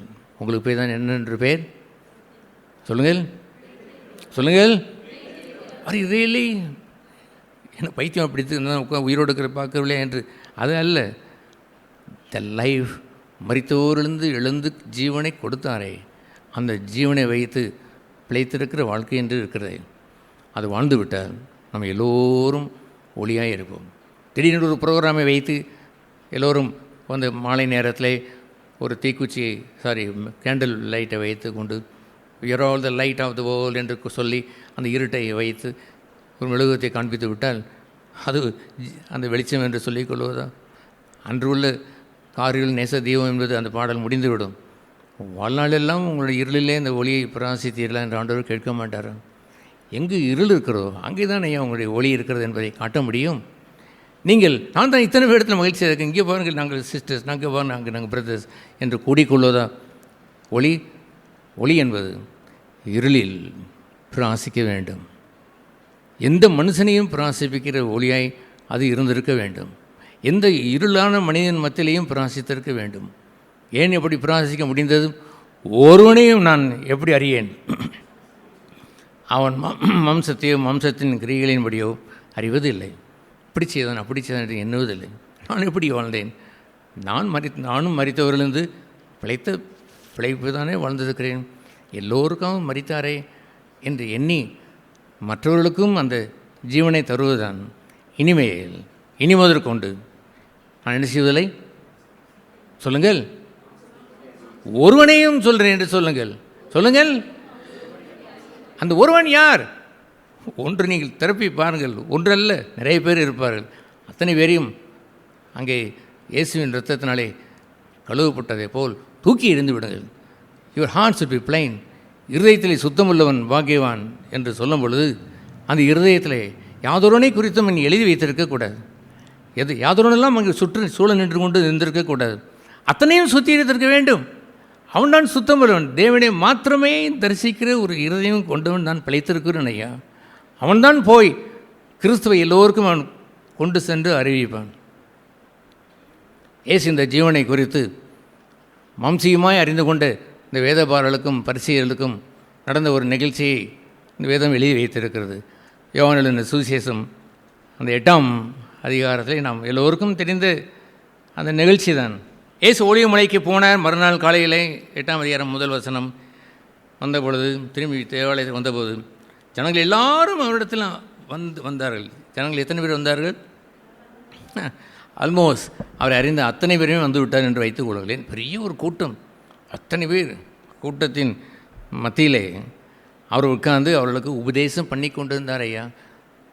அவர் உபதேசம் பண்ணி கொண்டிருந்த பொழுது நிகழ்ச்சி நடந்தது என்று நானும் பார்த்துருக்கேன். யாரும் அங்கே சொன்னதாக தெரிவதில்லை. கவனியுங்கள், அவர் உபதேசம் அத்தனை பேர் மத்தியில் உபதேசம் பண்ணி கொண்டு இருக்கும் பொழுது அப்பொழுது என்று எழுதியிருக்கிறதே பாருங்கள். 3ஆம் வசனம், விபச்சாரத்திலே கண்டுபிடிக்கப்பட்ட ஒரு ஸ்திரீயை வேதபாரகரும் பரிசேயரும், யார் அவர்கள்? கிறிஸ்டியன், மோர் தென் ஏ கிறிஸ்டியன். பரிசேயர் என்று சொன்னால் லீவ் ஃபார் ஹோலி லைஃப் என்று சொன்னவர்கள், தங்களுக்கு பரிசுத்தம் என்று சொல்லிக்கொள்கிற மெய்யாவே பரிசுத்த வாழ்க்கையை வாழ்ந்தவர்கள். அப்படி வாழ்ந்த மெய்யாவே வாழ்ந்தவர்களில் ஒருவர் தான் பவுல். நான் பரிசேயன் என்று அவர் சொன்னார். நான் கெட்டவன் என்று அவர் சொன்னார். இல்லை, இஸ் எ ஹோலி மேன், பரிசுத்தமாய் வாழ்ந்த வைராக்கியம் நிறைந்தவர். ஆகவே இந்த கிறிஸ்டியன்ஸ் அந்த மத்தியிலே விபச்சாரத்திலே கண்டுபிடிக்கப்பட்ட, அவர்களை கண்டுபிடிக்கப்பட்ட என்று சொன்னால் அந்த வெரி ஆக்ட், அந்த நிகழ்ச்சி நேரத்திலேயே பிடிக்கப்பட்ட ஒரு ஸ்திரீயை வேதபாரகரும் பரிசேயரும் அவரிடத்திலே கொண்டு வந்து அவளை நடுவே நிறுத்தி என்று சொல்கிறாரே பாருங்கள். யாருக்கு நடுவே நிறுத்தினார்கள்? சொல்லுங்கள், யாருக்கு நடுவே நிறுத்தினார்கள்? கூடியிருக்கிற ஜனங்கள் ஒரு 2000 பேர் என்று வைத்துக் கொள்வோமே. 2000 ஓரத்தில் இருந்தால் தெரியாத அவர் எங்கே கொண்டு நிறுத்தினார்கள்? நடுவே கொண்டு நிறுத்தினார்களே பாருங்கள். Isn't it bad thing? இது ஒளியுள்ள வாழ்க்கையா?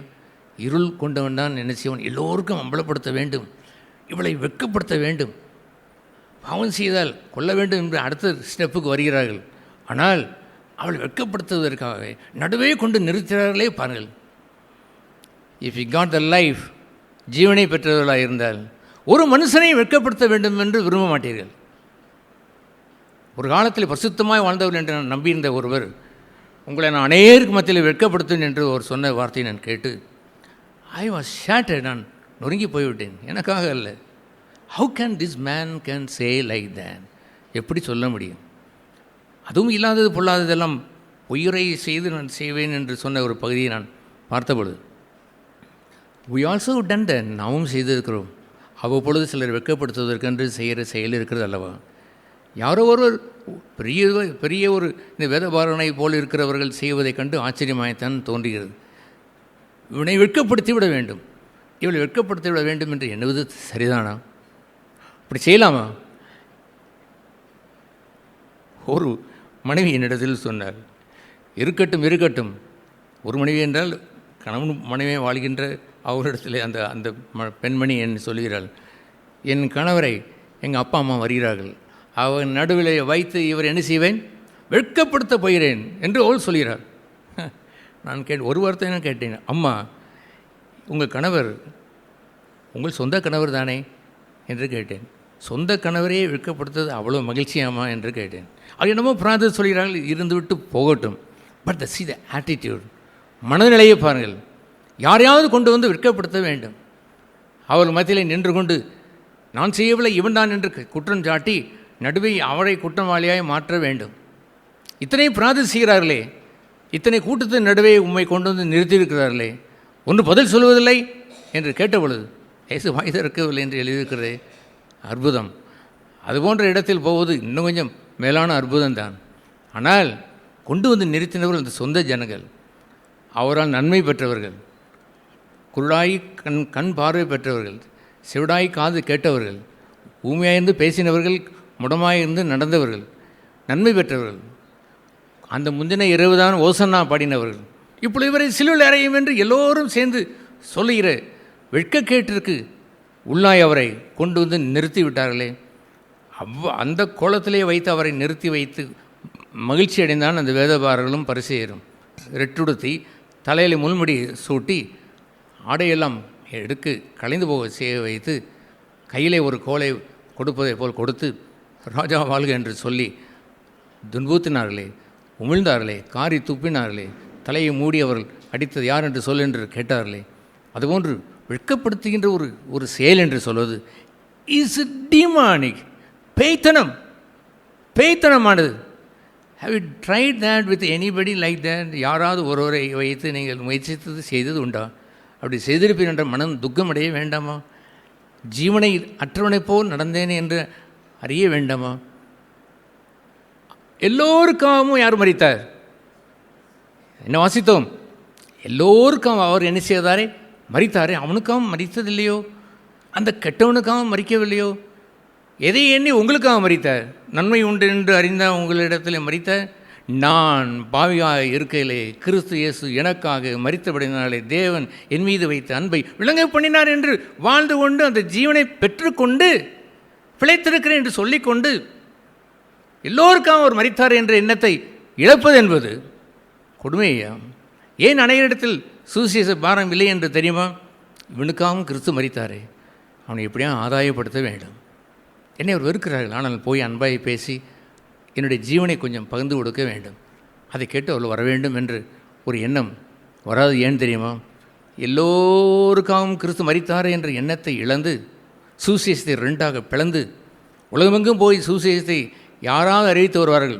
சுவிசேஷ அழைப்பே நமக்கு இல்லை, நமக்கு எல்லாம் சீசரை உருவாக்குவதுதான் என்று வைத்து கொண்டு யாராவது கொண்டு வந்து வேறு சபையிலிருந்து ஆட்களை இழுத்து கொண்டோ அல்லது பிரிவினை ஏற்படுத்தி ஒருவரை ஒரு கூட்டத்தை கூட்டி வைத்து கொண்டோ அதுபோன்று செய்கிறார்கள். அல்லாமல் எல்லோருக்கும் மரித்தார் என்ற அந்த சுவிசேஷத்தை குளிதோண்டி புதைத்து விடுகிறார்கள் சிலர். We were once like that. ஒரு காலத்தில் கொஞ்சம் வாசனை அடிப்பதை போல் வந்தது. நாம் அனுமதிக்கவில்லை என்பதற்காகவே நம் குற்றவாளிகளாய் மாறினோம். லீவ் தேட், அதை விட்டுவிடுங்கள். ஆனால் நமக்குள் இனிமேல் அப்படி இருக்க ஆகாதே. நான் கேட்கிறேன், every day burden for the soul. ஒரு சகோதரி ஜெபித்ததை போல் ஆத்தும ஆதாயம் வேண்டுமே என்று ஜெபித்ததை கண்டு ஆச்சரியமாய் நான் சேர்ந்து ஆமீன் என்று சந்தோஷமாய் சொன்னேன். ஆமீன் சொல்வதிலே ஒரு உற்சாகம் வேண்டும். எப்பொழுது உற்சாகம் வரும்? எப்பொழுது முடிப்பார்களோ அப்பொழுது ஆமீன் சொல்ல வேண்டும் என்று காத்திருக்கிறது அல்ல. சபையில் ஆமீன் சொல்ல வேண்டும் என்று சொல்லுவார்கள், அதற்காக சொல்ல வேண்டுமே, ஒரு சத்தம் கேட்க வேண்டும் என்று சொல்வதற்காக அல்ல, கவனித்து கேட்டிருக்க வேண்டும். அடடே ஆண்டவரே, நாங்கள் பாவியாக இருந்தோம், அன்பு கூர்ந்திருச்சு. எஸ் லார்ட், அவன் அந்த அம்மா அந்த சகோதரி சொல்வது உண்மை, அது எனக்கு தான் நடந்திருக்கிறது என்றெல்லாம் அறிந்து முடிக்கும் பொழுது ஆமேன் என்று சொல்வது உணர்வுபூர்வமாய் அதை சொல்லியிருந்திருக்க வேண்டும். அது ஒரு ஆத்தும ஆதாயம் எங்களுக்கு தாரும் என்று கேட்கிற ஒரு சகோதரியுடைய ஜெபத்தை நான் கேட்டு பரவசம் அடைந்தேன். ஏன் அவர்களுக்கு அந்த ஆத்தும ஆதாயம் என்ற எண்ணம் உண்டானது? கிறிஸ்து எல்லோருக்கும் மரித்தார் என்று அறிகிற அறிவு இல்லை. இவர்கள் நாங்கள் பிழைத்திருக்கிறோம், எங்கள் குடும்பம் பிழைத்திருக்க வேண்டும், எது நல்லதோர் குடும்பம், அதை வைத்து நாம் வாழத் தொடங்கி விடலாம். இனி நமக்காகவே நாம் வாழுவோம், நாம் சீசலாக இருந்து பரிசுத்த வாழ்க்கையில் நடப்போம், நாம் நம்மை அர்ப்பணித்து வாழ்வோம். நாம் நம்முடைய அங்கே இருக்கக்கூடிய ஒரு தலைவர் ஒன்று சொன்னால் கீழ்ப்பிடிந்து அடங்கி ஒடுங்கி வாழ்வோம், தாழ்மையாக இருப்போம், வாய் புதைத்து வாழ்வோம். சத்தியமானாலும் கூட நீங்கள் அந்த இயேசு சொன்னதை போல் பிலாத்துக்கு முன்பாக நல்ல அறிக்கை செய்துவிடக்கூடாது, வாய் புதைத்து இருந்தே நீங்கள் போக வேண்டும் என்றெல்லாம் வாழ்கின்ற ஒரு வாழ்க்கையை வாழ்ந்து கொண்டு உங்களுக்காகவே பிழைத்திருப்பது நலந்தானா? இனி எனக்காக நான் பிழைத்திராமல் அவருக்காக பிழைத்திருக்கிற வாழ்க்கையை வாழ வேண்டும் என்றால் கிறிஸ்து என்றைக்கு அவர் தனக்காக ஒரு வாழ்க்கையை வாழ்ந்தார்? எல்லோருக்காக வாழ்ந்தார் அல்லவோ? நம்ம நேசித்தல்லவோ? உயிரை கொடுப்பதற்காக வந்தவர் அல்லவோ?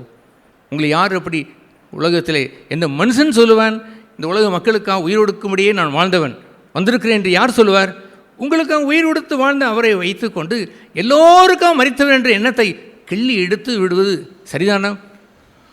ஆகவே பிறரை குறித்த அக்கறை என்று சொல்வதெல்லாம் சுவிசேஷத்தை அறிவிக்கனுடைய இருதயத்திலே கண்டுபிடித்து விடலாம். இவன் அல்லது இவள் எல்லோருக்கும் மரித்த கிறிஸ்துவை தான் பிழைத்திருப்பது என்று இல்லாமல் மற்றவர்களுக்காகவே பிழைத்து வாழ்ந்த இயேசுவை அறிவிக்கிறாள் அல்லவோ? தன் சீசர்களுக்கு இயேசு கட்டளை கொடுத்த வாழ்க்கையை அதுதான். போங்கள், உலகமெங்கும் போங்கள், போய் சுவிசேஷத்தை எல்லா ஜாதியினருக்கும் போய் அறிவிங்கள் என்று அவர் கூறினாரே, அறிவியுங்கள், பின்பு வேதத்தை நான் கற்றுக் கொடுத்ததிலேயும் அவள் கற்றுக் கொடுங்கள் என்று சொல்வதை வைத்து நாங்கள் போதனை மாத்திரம் செய்வோம், எவன் வருகிறானோ அவனுக்குத்தான் செய்வோம் என்று சொல்வதா கிறிஸ்தவம்? நான் சொல்கிறேன், கேளுங்கள் சகோதர சகோதரிகளே. சுவிசேஷம் என்னவென்றே தெரியாமல், சுவிசேஷத்தையே பேச உங்கள் பிள்ளைகளுக்கும் பேச தெரியாமல், உங்களுடைய சொந்த தம்பி வீழ்ச்சி அடைந்து கொண்டிருக்க அவனுக்கே நீங்கள் சொல்ல தெரியாமல், உங்களுடைய பிள்ளை வீழ்ச்சி அடைவனுக்கு சொல்ல தெரியாமல் வாழ்ந்து கொண்டு நீங்கள் இருக்கிற உங்களுக்கு இந்த மாம்சத்தின்படி ஒருவனையும் நான் அறிவதில்லை. எல்லோருக்கும் என்ன செய்திருக்கிறார்? கிறிஸ்து மரித்திருக்கிறார் என்ற உயர்ந்த பாடத்தை என்று நீங்கள் கற்றுக்கொள்ள முடியும். ஐட்டாலி நான் சொல்கிறேன் கேளுங்கள், பலமுறை சொல்கிறேன் கேளுங்கள். உங்களுக்கு நான் பேசிக் கொண்டிருக்கிறேன். நான் சுசேஷ பாரம் கொண்டவன். என்னுடைய ரட்சிக்கப்பட்ட அந்த 10th ஸ்டாண்டர்ட் தொடங்கி த நெக்ஸ்ட் டே, அடுத்த நாளே நான் என்னை யாரும் சொல்லவில்லை. கிறிஸ்துவின் அன்பு என்னை நெருக்கி ஏவி நான் பெற்ற அன்பு மற்றவர்களுக்கு பேச வைத்ததை, என் வீட்டில் எங்கள் அப்பாவிடத்தில் முகம் கொடுத்து பேச மாட்டோம், அவரிடத்திலும் என்னை பேச வைத்ததை, என்னுடைய ப்ரொஃபஸரிடத்தில் பேச வைத்ததை, என்னுடைய டீச்சரிடத்தில் பேச வைத்ததை, அக்கம் பக்கத்தில் உள்ளதெல்லாம் பேச வைத்ததை, பஸ்ஸில் வரைகளுக்கு பேச வைத்ததை, அன்று முதல் இன்று வரைக்கும் I have the burden for others. ஏனென்றால் என் எஜமான், என் ரட்சகர் எல்லோருக்காகவும் மரித்தார் என்று நல்ல சுவிசேஷத்தை சொல்லாத ஒரு மனுஷன் இவன் மாம்சத்தின்படி தான் அறிவான், அனைவரையும் மாம்சத்தின்படி தான் அறிவான். வரிசையாக எழுந்து இந்த சிஸ்டர்ஸ் எல்லாம் ஒன்று சொன்ன என்றால் அந்த மாம்சத்தை அறிந்தவர், அந்த சிஸ்டர் அவளுக்கு இதெல்லாம் உண்டு, இந்த சிஸ்டர் அந்த இதெல்லாம் உண்டு, அந்த சிஸ்டருக்கு இப்படிப்பட்டவர்கள், இந்த சிஸ்டருக்கு இப்படிப்பட்டவர்கள், அவர்கள் இருப்பார்கள் போவார்கள், என்னென்னலாம் சொல்லிக் கொண்டிருங்கள். பிரதர் நீங்கள் சொல்லுங்கள் என்று சொன்னால் அந்த பிரதரா இந்த பிரதர் என்று சொல்லுகின்ற வரிசையானே போட்டு வைத்திருக்கிறீர்களே, ஒரு லிஸ்ட்டு வைத்திருக்கிறீர்களே, அதை வைத்து நீங்கள் சொல்ல முடியுமா? இனிமேல் ஆகையால் இனிமேல் நாங்கள் ஒருவரும் என்ன செய்ய மாட்டோம்? மாம்சத்தின்படி அறிய மாட்டோம். நெவர், ஒருபோதும் ஒருவரையும் மாம்சத்தின்படி தீர்க்க மாட்டோம், ஒருவரையும் மாம்சத்தின்படி அறிய மாட்டோம் என்று சொல்லும் பொழுது யூ பேர் வித் ஒரு ஹஸ்பண்ட், உங்கள் கணவருக்காக நீங்கள் தாங்கியிருப்பீர்கள், உங்களுடைய மனைவிக்காக நீங்கள் தாங்கியிருப்பீர்கள், யூ பி ஹெல்ப்ஃபுல், உதவி செய்திருப்பீர்கள், அவர்களையும் மாம்சத்திலிருந்து எழுப்பிவிட்டு ஆவிக்குரிய நிலையிலே எழுந்து பிராசிப்பதற்கு எல்லா உதவியும் செய்திருப்பீர்கள். Hallelujah, you are called for this life. ஆகவே இங்கே நாம் இங்கே பார்த்த பொழுது ஒருவரை கொண்டு வந்து மாம்சத்தினுடைய பிழைத்த மாம்சத்தினுடைய உள்ள கிரியைகள் விசாரம் வேசித்தனம் என்று வருகிறது, அதன்படி பிழைத்த ஒருவரை பிடித்து கொண்டு வந்து அது ஒருவருக்கு விசாரம் இல்லாத இருக்கலாம், இன்னொருக்கு பொருளாசையாக இருக்கலாம், இன்னொன்று வேறொரு தீதாக ஒன்று இருந்திருக்கலாம். இங்கே அவர் விபச்சாரத்தை பிடித்து கொண்டு நடுவே வந்து நிறுத்தி வெட்கப்படுத்த வேண்டும் என்று விரும்புவது குற்றமல்லவா? பிழைத்திருக்கவன் ஒளியை கொண்டவன், ஒளியை கொடுப்பதற்கு பதிலாக இருளை கொடுத்து விடலாமா? Same nobody. ஒருவரையும் நாம் என்ன செய்யக்கூடாது? ஒருவரையும் வெட்கப்படுத்தக்கூடாது. சொல்லுங்கள், நன்றாய் சொல்லுங்களேன். ஆண்டவர் ஒரு நாளும் பாஸ்ட் கடந்த வாழ்க்கையை பார்ப்பதில்லை. எதைத்தான் பார்ப்பார்? டுடே. இன்று அவருடைய சத்தத்தை கேட்டால் கீழ்ப்படியில் என்று தான் கேட்பாரே அல்லாமல், நீ இதுவரைக்கும் வெட்கப்படுத்தியிருந்தாலும் அதுவே உங்களுக்கு பயமாக இருக்கும், ஐயோயோ என்று நீங்கள் எண்ணாதீர்கள். இஃப் யூ ஃபெய்த், விசுவாசம் இருந்தால் என்ன சொல்ல வேண்டும்? இனி முதல் கொண்டு நாங்கள் என்ன செய்வோம்? ஒருவரையும் வெட்கப்படுத்தாமல். சொல்லுங்கள், ஒருவரையும் வெட்கப்படுத்தாமல். சொல்லுங்கள், சேம் நோ ஒன். ஒருவரையும் வெட்கப்படுத்த துணியாதீர்கள். ஏனென்றால் கிறிஸ்து எல்லோருக்காகவும் என்ன செய்தார்? மரித்தாரே. ஆகவே அதை கொண்டு நிறுத்தி, போதகரே, இந்த ஸ்திரீ விபச்சாரத்தில் கையும் மையமாய் பிடிக்கப்பட்டால் இப்படிப்பட்டவர்களை கல்லறிந்து கொள்ள வேண்டும் என்று மோசே நியாயப்பிரமாணத்தில் கையில் வைத்திருக்கிறது பார்த்தீங்களா? மோசே நியாயப்பிரமாணம் கொண்ட புத்தகம் அந்த நாட்களிலே ஆதியாகமம் முதற்கொண்டு மல்கியா வரைக்கும் உள்ள புத்தகம் தான் அந்த முதல் பிரமாணம், முதல் பழைய ஏற்பாடு, மோசேயினுடைய ஆகமங்கள் கொண்ட பழைய ஏற்பாடு. கொள்ள வேண்டும் என்று கட்டளையிட்டிருக்கிறாரே, நீர் என்ன சொல்கிறீர்கள்? இன்னொன்று பாருங்களா, அவர் மேல் குற்றம் சுமத்துவதற்கான காரணம் உண்டாகும் பொருட்டு அவரை சோதிக்கும்படி இப்படி சொன்னார்களாம். பாருங்கள், ஒரே கல்லில் எத்தனை மாங்காய்? 2 மாங்காயை போல் இவளையும் வெட்கப்படுத்த வேண்டும், இவரையும் என்ன செய்ய வேண்டும்? வெட்கப்படுத்த வேண்டும். வழி இருக்கிறார் என்று கண்டுபிடித்து சொல்வதை போல் ஒரே வீச்சிலே 2 பேரையும் குற்றப்படுத்துவது நிற்கிறார்களே. பாருங்கள், மனுஷன் குற்றப்படுத்துவதற்கென்று அவனுக்கு எவ்வளோ ஆசை இருக்கிறது என்பது பார்த்தீங்களா? ஒருவனை குற்றப்படுத்த வேண்டும் என்றால் என்னவெல்லாமோ பேசி அவர்களை குற்றம் சாட்டி அவர்களை எம்டியாய் அனுப்பிவிடுவதற்கு ஆர்வம் கொண்டு போலியான ஜனங்கள் நிறைய பேர் இருக்கிறார்கள். கிறிஸ்தவர்களைப் போல் அவர்கள் மோசேயின் பிரமாணத்தின்படி எழுத்தின்படி என்றெல்லாம் சொல்கிறார்களே. ஆவிக்குரியவர்களா இவர்கள்? இழுத்து கொல்லும் என்று அறியாமல் கொல்லுவதற்கு பயன்படுத்துகிறார்களே. வார்த்தையை கொல்லுவதற்காக ஆண்டவர் உங்களுக்கு வார்த்தையை கொடுத்தார், ஜீவனை அல்லவோ கொடுக்க வைத்தார். என் வார்த்தை ஆவியும் ஜீவனமாக இருக்கும் என்று சொல்லும் பொழுது நீங்கள் மோசையின் ஆகமத்தின்படி, இந்த வசனத்தின்படி, அந்த வசனத்தின்படி இவன் என்று வெட்கப்படுத்துவதும் கொலை செய்வதற்கும் குற்றப்படுத்துவதற்கும் அதை ஆண்டவர் உபயோகப்படுத்த அவர் சொன்னார்.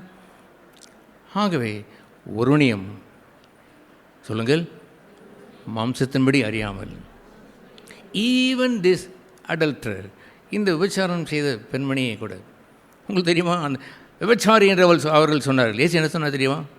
ஸ்திரீ என்று சொன்னார். என்ன சொன்னார்? ஒண்டர்ஃபுல். அவள் விபச்சாரி தானா சொன்னால், விபச்சாரி சொன்னாலும் சரிதானா? சரிதான் என்பது போல் தோன்றுகிறது. அது ஜீவன் இல்லை ஐயா, அதை குற்றப்படுத்துவதை போல் மாறும். ஆகவே ஸ்திரீயே என்று சொன்னாரே பாருங்கள். புலகாங்கிதம் அடைந்து விட்டால் அந்த பெண்மணி குற்றம் சாட்டுவது பெய்த்தனம், அதை விட்டுவிடுங்கள். அவளுக்காகவும் அவர் என்ன செய்தார்? மரித்தார் அல்லவோ. ஏன் அவர் சிலுவையிலே இருக்கும் பொழுது, பிதாவே இவர்களை மன்னியும் என்று எல்லோரையும் பார்த்து அவரால் சொல்ல முடிந்தது. அவர்களுக்காகவும் அவர் என்ன செய்தார்? மரித்தார். நாம் பார்க்கும் பொழுது ஐயோ இப்படி அந்த பேச நாம் கிரைஸ்டில் பார்க்கணும், இப்படி அடிக்கிறானே அப்படி அடிக்கிறானே என்று சொல்ல, இவரும் என்ன சொல்கிறார்? ஒளியை கொடுக்கிறார். இவர்களை அடித்தவெல்லாம் நின்று கொண்டிருக்கிறான். அவர்களை பார்த்து, பிதாவே அறியாமல் செய்கிறார்கள். ஜீவன் பெறக்கூடிய தர வேண்டிய என்னை பார்த்து இவள் ஜீவனை கொலை செய்கிறார்கள். ஜீவாதிபதியை கொலை செய்தீர்களே என்று பேதர் சொல்லுவானே, செய்கிறார். அதை அறிந்தால் செய்தார்கள். செல்வம் கொடுக்க வந்தவரை எவனா அடிப்பானா? ஆளாளுக்கு ஒரு 40,000 கோடி ரூபாய் கொடுக்க வந்தவரை எவனாவது போய் அடித்து துன்புறுத்துவானா? அவர் வெறும் சட்டையை மாத்திரம் பிடுங்கி பங்கு போட்டு கொள்வானா? கொடுக்க வந்தவரை அவன் அடிக்கிறான் என்று சொல்லும்போது அறிந்தவனா அறியாதவனா? அறியாதவன். ஜீவனை கொடுக்கவரை அறியாதவன் அவனை பார்த்து அறியாமல் செய்கிறான் என்று சொல்வது 100க்கு 100 பொருந்தும். ஜீவனை கொடுக்க வந்தவர், அவனை பிழைத்திருக்கும்படி செய்கிறவர். பிழைத்திருக்கும்படினா என்ன அர்த்தம்? உயிரோடு வாழ்வது என்று அல்ல. ஜீவன் தர வேண்டும் என்று வந்தவரையே, ஜீவாதிபதியை கொலை செய்தவன் அறிந்தா அவன் செய்கிறான். அறிந்தா செய்கிறான். சொல்லுங்கள், அறிந்தா செய்கிறான். சிஸ்டர்ஸ், அறிந்தா செய்கிறான், அறியாமல் தானே செய்கிறான். ஆகவே அப்படிலாம் அவர் சொல்லும் பொழுது நமக்கோ படம் பார்த்து கொண்டிருப்பவர்களுக்கு ராஸ்கல் எப்படி அடிக்கிறான், கொலகார பயவில்லை என்றெல்லாம் நீங்கள் பேசிக்கொள்வது சரிதானா? பார்த்து அடடே இவனுக்காம் கிறிஸ்து மரித்தாரே, எவ்வளோ கொடூரமாக அடிக்கிறான், ஆகிலும் கூட இவனுக்காம் என்ன செய்திருக்கிறார்? கிறிஸ்து மரித்தாரே என்றல்லவா வர வேண்டும். ஆகவே குற்றஞ்சாட்டுவதற்கு எங்கே வேண்டுமானாலும் எப்படி வேண்டுமானாலும் குற்றஞ்சாட்டுவார்கள். ஒரே களில் எத்தனை பேரை வீழ்த்தலாம் என்று பார்த்து வீழ்த்த தொடங்குவார்கள். ஒரு குற்றஞ்சாட்டுதலை வைத்து ஒரு 10 பேரை நம் வசம் கொண்டு வரலாமா என்று கூட அவர்கள் யோசிப்பார்கள். அதையெல்லாம் ரெக்கார்டு பண்ணி வைத்து அதை இத்தனை பேர் குற்றஞ்சாட்டி விட்டால் ஆகவே குற்றம் என்று கூட சொல்ல துணிவார்கள். அவர் ஒருவராய் அங்கே அந்த கோலத்திலே தொங்கிக் கொண்டிருக்கிறார். அவ்வளோ பெரிய கூட்டமும் இவர் குற்றஞ்சாட்ட வைத்தார்களே இந்த பரிசேயர்களும் இந்த வேதபாரர்களும். அவர்களை மிரட்டி அவர்களுக்கு பணம் கொடுத்து குற்றஞ்சாட்ட வைத்தால் என்று வேதத்தில் எழுதியிருக்கிறது. அதுபோன்ற குற்றஞ்சாட்டுதல் ஒளி இல்லை ஐயா, ஒளி இல்லை, அது ஜீவன் இல்லை, இருளுக்குரிய காரியம். அவர் அதை உங்களில் பாம்பில்லாதவன் இவள் மேல் முதலாவது கல்லறைய கடவன் என்று சொல்லி அவர் சொன்ன பிறகு அதை கேட்டு 9ஆம் வசனத்திலே தங்கள் மனசாட்சியினால் கடிந்து கொள்ளப்பட்டு, எங்கே கடிந்து கொள்ளப்பட்டார்கள் சொல்லுங்கள்? இது போன்ற ஒரு மனிதர்களுக்கு மனசாட்சியை உணர்த்துகின்ற ஒரு செயலை இயேசு செய்தாரே. இந்த பரிசேயரெல்லாம் கீழே கல்லை வேதபாரலும் கல்லை கீழே போட்டுவிட்டு போனாலுமே கூட குத்தப்பட்டது எங்கே? மனசாட்சியிலே அவர்கள் கடிந்து கொள்ளப்பட்டு. எங்கே கடிந்து கொண்டார்? உங்களில் குற்றமில்லாதவன் எரிய கடவன் என்று தானே சொன்னார். அது எங்கே போய்விட்டது? மனசாட்சியிலே போய் சேர்ந்து விட்டதே. தவறு செய்த ஒரு மனிதனுடைய மனசாட்சியை தொட முடியுமா உங்களால்? அதை செய்யுங்கள். அதை ஆண்டவர் செய்ய வேண்டாம் என்று சொல்லவில்லை. அவர்களை அன்பு கூர்ந்து அவர்களை மீட்பதற்காக ஒருவனும் குற்றமில்லை போல் அவன் இருக்கிறானே, அவன் தன்னுடைய குற்றம் அறிய வேண்டும் என்பதற்காக கொஞ்சம் ஷார்ப்பான 1-2 வார்த்தையை பேசி மனசாட்சியை தொட முடிந்ததாம். அதை இயேசு செய்தார். அதை அவர் செய்து அவர்கள் கடிந்து கொள்ளப்பட்டு பெரியோர் முதல் சிறியோர் வரைக்கும், சின்ன பிள்ளையெல்லாம் போக பெரியோர் போகவில்லை, பெரியோரே முதல் என்ன செய்விட்டார்கள்? தாடி வளர்த்து அந்த வேதபாரர்களும் போய்விட்டார்கள். பரிசேயர்களும் தாடி வளர்த்தவர்கள் தான் போக, சிறியோர்களும் தாடி வளர்க்காத இளைஞர்களும் பின்னாலே போய்விட்டார்கள். அந்த ஸ்ரீ நடுவே நின்றாள். ஒரு வேசி நடுவே நின்றால் எழுதியிருக்கிறது, அந்த ஸ்திரீ நடுவே நின்றாள். இயேசு தனித்து இருந்தார். அவள் போகவில்லை பாருங்கள். அதுதான் அவருடைய மனம் திரும்புதல். எல்லோரும் குற்றஞ்சாட்டியெல்லாம் போன பிறகு குற்றமில்லாதவர்கள் எரிய கடவுள்னு சொன்ன உடனே எல்லோரும் போவதை பார்த்த இவள் என்ன செய்திருக்க வேண்டும்? என்ன செய்திருக்க வேண்டும்? போயிருக்க வேண்டும். இவள் இயேசு தனித்து இருந்தார். கொஞ்சம் நேரம் கழித்து தான் அவர் நிமிர்ந்து பார்த்தார். சரி, நிமிர்ந்து அவர் போயிருந்திருக்க வேண்டும். ஆனால் அந்த ஸ்திரீயை தவிர வேறு ஒருவரையும் காணாதபடினால், ஸ்திரீயே, உண்மையில் குற்றஞ்சாட்டினவர்கள் எங்கே? ஒரு நாயிலும் உன்னை ஆக்கணிக்குள்ளாக தீர்க்கவில்லையா என்று கேட்டார். ஒரு மனுஷனை ஒரு குற்றம் சாட்டுகிற இடத்திலிருந்து மீட்டுக்கொள்வது என்று சொல்வது எவ்வளோ ஒரு ஆசீர்வாதமான இடம். யாரோ ஒருவரால் குற்றம் சாட்டப்பட்டு அக்கணிக்குள்ளாக தீர்க்கப்பட்டு கண்கலங்கி போய் நிற்கிற ஒருவனை பார்த்து நீங்கள் மீட்டு கொண்டு வருவது எவ்வளோ பெரிய ஆச்சரியமான ஒரு காரியம். ஆகவே ஆண்டவர் கேட்டார், உன்னை ஒருவனும் ஆக்கணிக்குள்ளாக தீர்க்கவில்லையாம்? அதற்கு அவள், இல்லை ஆண்டவரே என்றாலே பாருங்கள். இயேசு அவளை நோக்கி, நானும் உன்னை ஆக்கணிக்குள்ளாக தீர்க்கிறதில்லை, நீ போ, இனி பாவம் செய்யாதே என்று சொன்னாரே. He gave the light. ஆக்கணிக்குள்ளாக திருப்புதலை என்று சொல்வது மாத்திரமல்ல, அதுவா லைட் என்று சொல்ல வேண்டும்.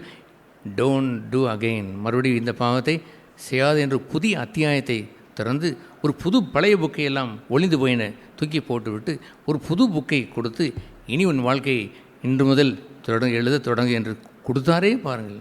ஹல்லேலூயா. ஒரு நாள் அப்படி நான் ஆண்டவரிடத்திலே அகமகிழ்ந்து ஆடி பாடி மகிழ்ந்து கொண்டாடினேன்.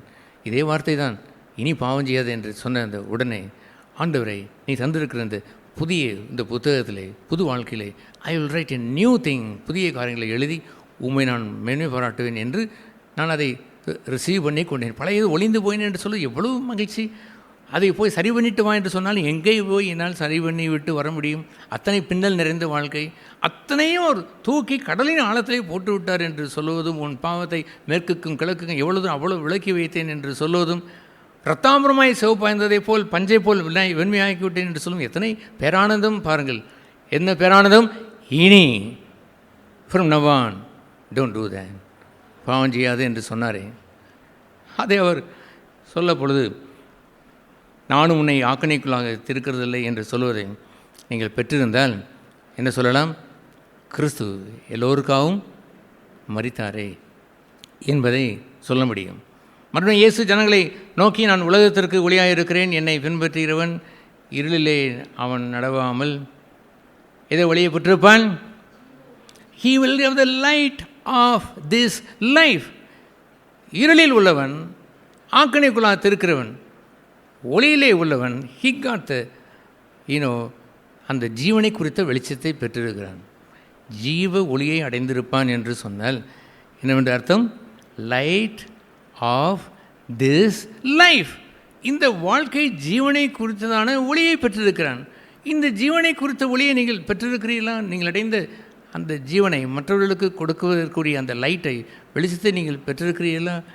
என்னை பின்பற்றுகிறவன் இருளிலே இதுபோல் நடந்துவிட மாட்டான், ஆக்கணிக்குள்ளாக பிறரை தீர்த்துவிட மாட்டான், எல்லோருக்காம் கிறிஸ்து மரித்தாரு என்று உணர்ந்திருப்பான். ஆகவே ஒருவரையும் மாம்சத்தின்படி என்ன செய்ய மாட்டான். அவன் மாம்சத்தின்படி எண்ணாமல், மாம்சத்தின்படி அதை நியாயம் தீர்க்காமல் இருந்து கொண்டு என்ன செய்வான்? He will give the light of this life. என்ன சொல்ல வேண்டும்? இந்த ஜீவனின் ஒளியை தருவான். இந்த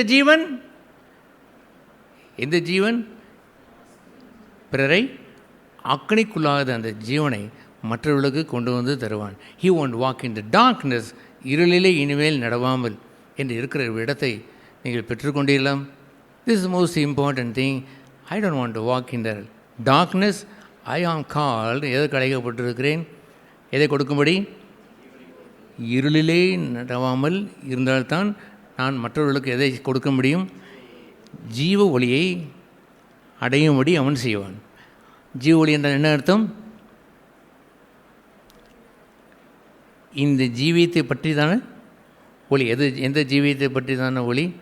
பிறரை ஆக்கணிக்குள்ளாக திருக்காமல் பிறருக்காகவும் அவர் மரித்தாரே என்று அறிந்து, கிவிங் த லைஃப், ஜீவனை கொடுக்கிற அந்த ஒளியை பெற்றுக்கொள்ள வேண்டாமா? லைட் ஆஃப் லைஃப் என்றால் உங்களுக்காக அதை எல்லாம் எடுத்துக்கொள்வதா? நான் ஜீவ ஒளியை பெற்றிருக்கிறேன், நான் ஜீவ ஒளியை பெற்றிருக்கிறேன் என்று சொல்வதா? he will not walk in the darkness என்று சொன்னால் இருளிலே அவன் நடவாமல் அவன் ஒளியிலே நடக்கிற அப்படின்னாலே அவன் ஒளியிலே வாழுகின்ற அந்த ஜீவனை மற்றவர்களுக்கும் கொடுப்பான். That's wonderful thing.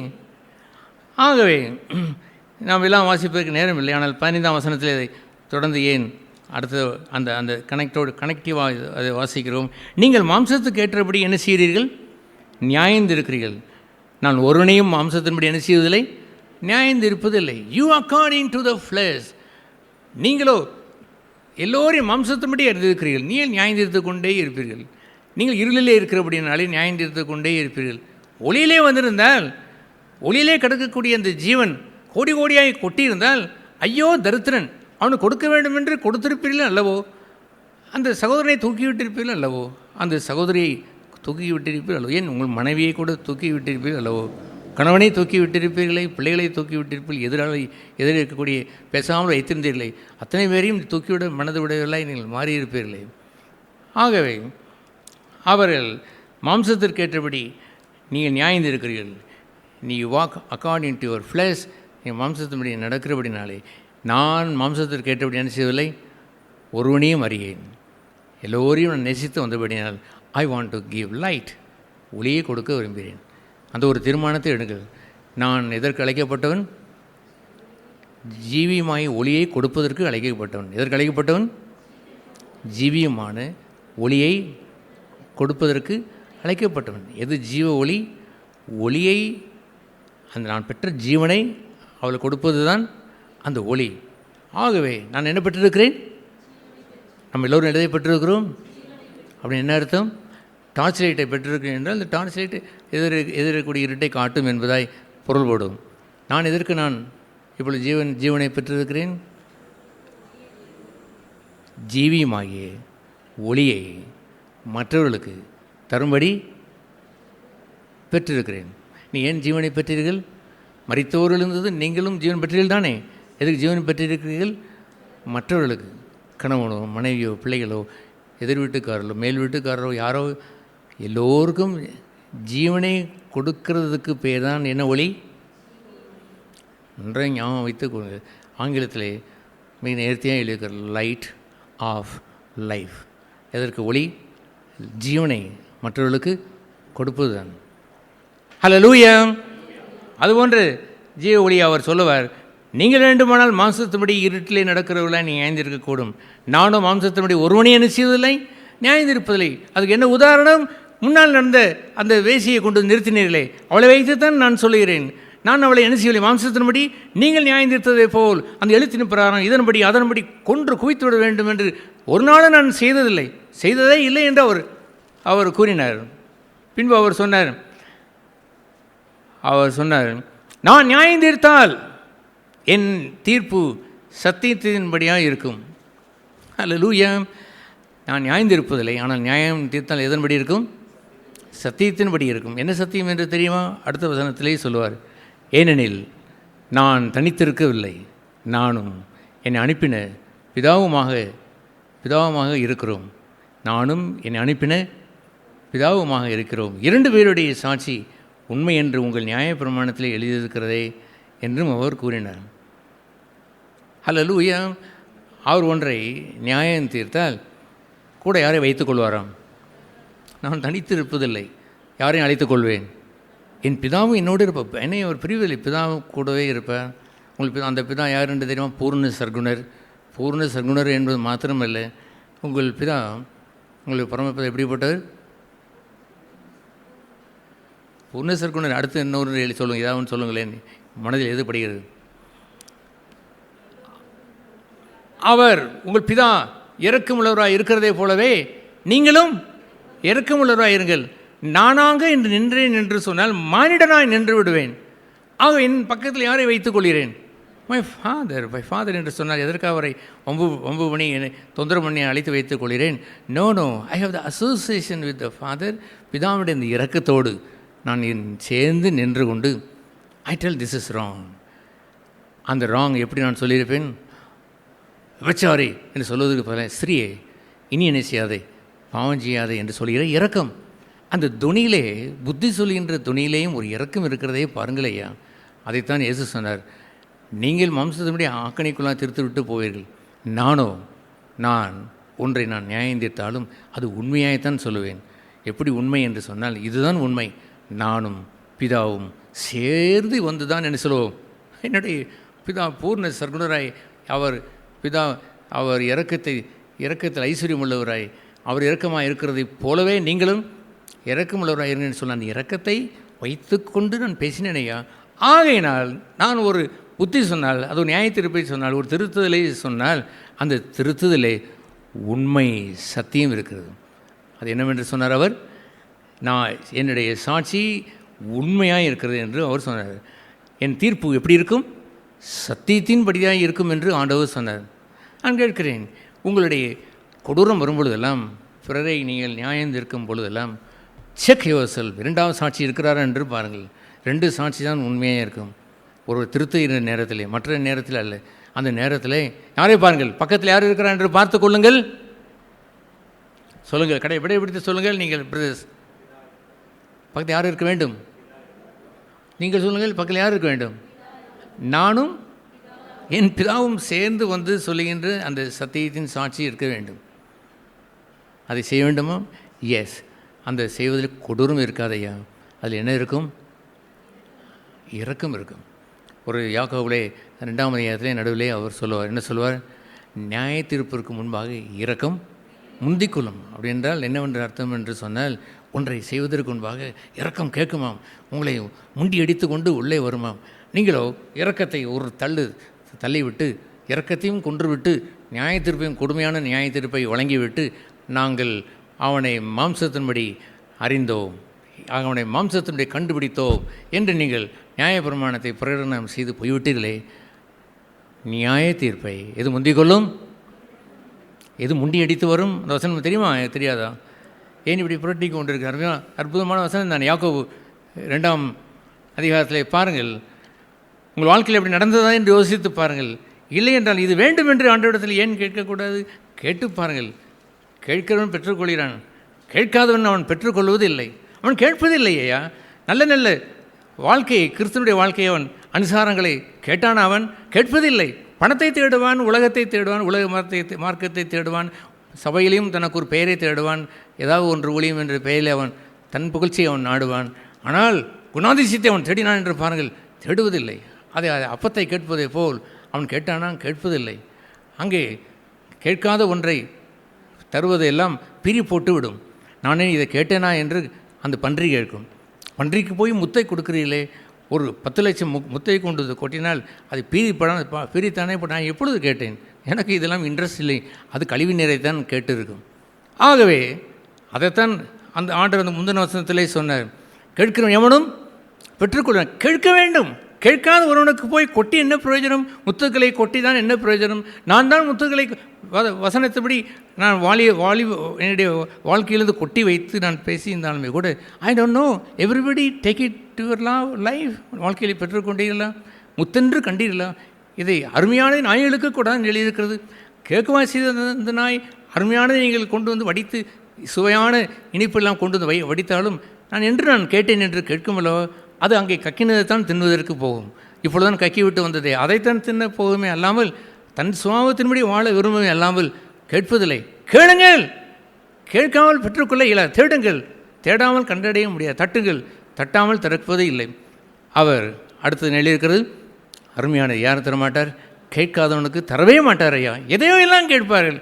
ஊழியத்தில் கூட வளமையே வர வேண்டும் என்று பேசிக்கொண்டு இருப்பார்கள், ஜெபித்து கொண்டு இருப்பார்கள். ஒரு முறை 1 2 எத்தனை பேர் கேட்டிருக்காங்க, அவரை போல் மாற வேண்டும், இவரை போல் மாற வேண்டும். ஒரு தாயாரை கேட்டார், என்னுடைய மகன் தினகரனை போலவே பிரசங்கிக்க வேண்டும் என்று, அதற்காக ஜெபம் பண்ணுங்களேன் என்று என்றது அவர் அந்த நாட்களே அவர் கேட்டதும் உண்டு. அதையெல்லாம் கேட்பார்களாம், ஜீவித்தை கேட்க மாட்டார்களாம். ஆகவே அந்த யாக்கோபு 2ஆம் அதிகாரத்தில் நடுவே வருகிற பகுதி என்ன? 13ஆம் அந்த வசனத்தில் எக்ஸாக்ட்லி நடுப்பகுதி 13ஆம் வசனம் 26வது வசனம் முடிவடைகிறது. ஏனென்றால் இரக்கம் செய்யாதவனுக்கு இரக்கம் இல்லாத நியாய தீர்ப்பு கிடைக்கும். அதன் அர்த்தம் என்ன? வெறும் நியாய தீர்ப்பை பேசினான், அவனுக்கு என்ன கிடைக்கவில்லை? பரலோகத்தில் எவ்வளவோ இரக்கம் கேட்டான், நை இல்லவே இல்லை. கெட் அவுட் என்று ஆண்டவர் அனுப்பி வைத்து விட்டார். ஏனென்றால் நியாய தீர்ப்புக்கு முன்பாக இரக்கம் மேன்மை பாராட்ட வேண்டும். இரக்கம் என்னடைய வேண்டும்? மேன்மை பாராட்ட வேண்டும். அது வந்து மேன்மை அடைந்திருக்க வேண்டும். அது உள்ளே முண்டி அடித்து நுழைந்து இரக்கத்தை அவனுக்குள் புகுத்தி அந்த இரக்கம்தான் அங்கே மேன்மை பாராட்டி இருந்திருக்க வேண்டும். ஒருவனும் ஆக்கலைக்குள்ளாக தீர்ப்பதில்லையா? ஒருவனும் இல்லை ஆண்டவரே. உம்முடைய சமூகம் இருக்கும்போது எவன் வருவான்? உம்முடைய சமூகத்தில் யாரும் ஆக்கணைக்குள்ளாக தீர்க்க முடியாது என்று நான் அறிவேன். நானும் உன்னை என்ன செய்வதில்லை, ஆக்கணைக்குள்ளாக தீர்ப்பதில்லை என்று அவர் சொன்னாரே. That is the mercy. அந்த வசனத்தை அந்த பெண்ணுக்கு சொன்ன பிறகுதான் அவர் சொல்கிறார். என்ன அவர் சொன்னார்? ஏன்னா அந்த வாசித்தோம் அந்த யோவான் அந்த 8ஆம் அதிகாரத்தில், நான் ஒருவனையும் நியாயந்து இருக்கிறதில்லை. அப்படியே நியாயந்தீர்த்தாலும் அது உண்மை, அது சத்தியமாக இருக்கும். ஏனென்றால் நானும் என் பிதாவும் ஒன்றாக இருக்கிறோம். அந்த இரக்கத்தை பிதாவிடத்திலிருந்து கற்றுக்கொண்டவர்களாக நீங்கள் வாழ்ந்திருந்தால் இது அர்த்தம் என்னவென்று உங்களுக்கு பளிச்சென்று உடனே புரிந்திருக்கும். இல்லை என்றால் கொஞ்சம் கற்றுக்கொள்ளுங்கள். கற்றுக்கொண்டு இனிமேல் எங்கள் வீட்டிலே, எங்கள் ஆஃபீஸில், போகும் இடத்துல, வரும் இடத்துல ஒருவனையும் என்ன செய்ய மாட்டேன், மாம்சத்தின்படி அறியேன், கட்டவன், முரட்டுக்கானன் என்று சொல்ல மாட்டேன் என்று இருந்து ஒளியை கொடுங்கள். ஒளியை, ஜீவ ஒளியை நீங்கள் பெற்ற அந்த ஜீவனை ஒளியாய் அவனுக்கு என்ன செய்யுங்கள், கொடுத்து இருளிலிருந்து அவனை வெளிச்சத்துக்கு கொண்டு வர பாடுபடுங்கள். That's a Christian life. That's a beautiful Christian life. That's a joyful, உங்களை மகிழ்ச்சிப்படுத்தக்கூடிய கிறிஸ்தவ வாழ்க்கை செய்து பாருங்கள். இதெல்லாம் மாபெரும் மகிழ்ச்சி அடங்கியிருக்கிறது சகோதர சகோதரிகளே. பிறரை பார்த்து பல்லை நர என்று கடிக்கிறாள், அதில் அல்ல. சேவானை பார்த்து பல்லை நர என்று கடித்தாள் என்று எழுதியிருக்கிறது. அதுவாக மகிழ்ச்சி நிறைந்த கிறிஸ்தவ வாழ்க்கை. டூ திஸ்லாம், இந்த வாழ்க்கையை வாழ்ந்து பாருங்கள். ப்ராக்டிஸ் இட், அதை கை கொண்டு பாருங்கள். That will give you abundant Joy. சொல்ல முடியாத மகிழ்ச்சியை உங்களுக்கு கொண்டு வந்து தந்துவிடும். அதுபோன்ற வாழ்க்கை உங்கள் குடும்பத்தில் வாழ்ந்தால், சபையிலே வாழ்ந்தால், அந்த சபை ஒளி நிறைந்த சபையாய் மாறிவிடும். தலைவணங்கி ஜெபம் செய்யக்கூடவும். பிதாவே, இந்த நாளுக்காய் ஸ்தோத்திரம். நீ சபையை ஆளுகை செய்கிறீர், உங்களுடைய ஒளியை எங்கள் மத்தியிலே பிரகாசிக்க செய்கிறீர். உங்களுடைய ஒளியை நடக்கிற மக்களாக எங்கள் எல்லோரையும் மாற்றியறலும், உங்களுடைய சபையை ஊன்ற கட்டியறலும். இயேசு நாமத்தில் பிதாவே, ஆமென்.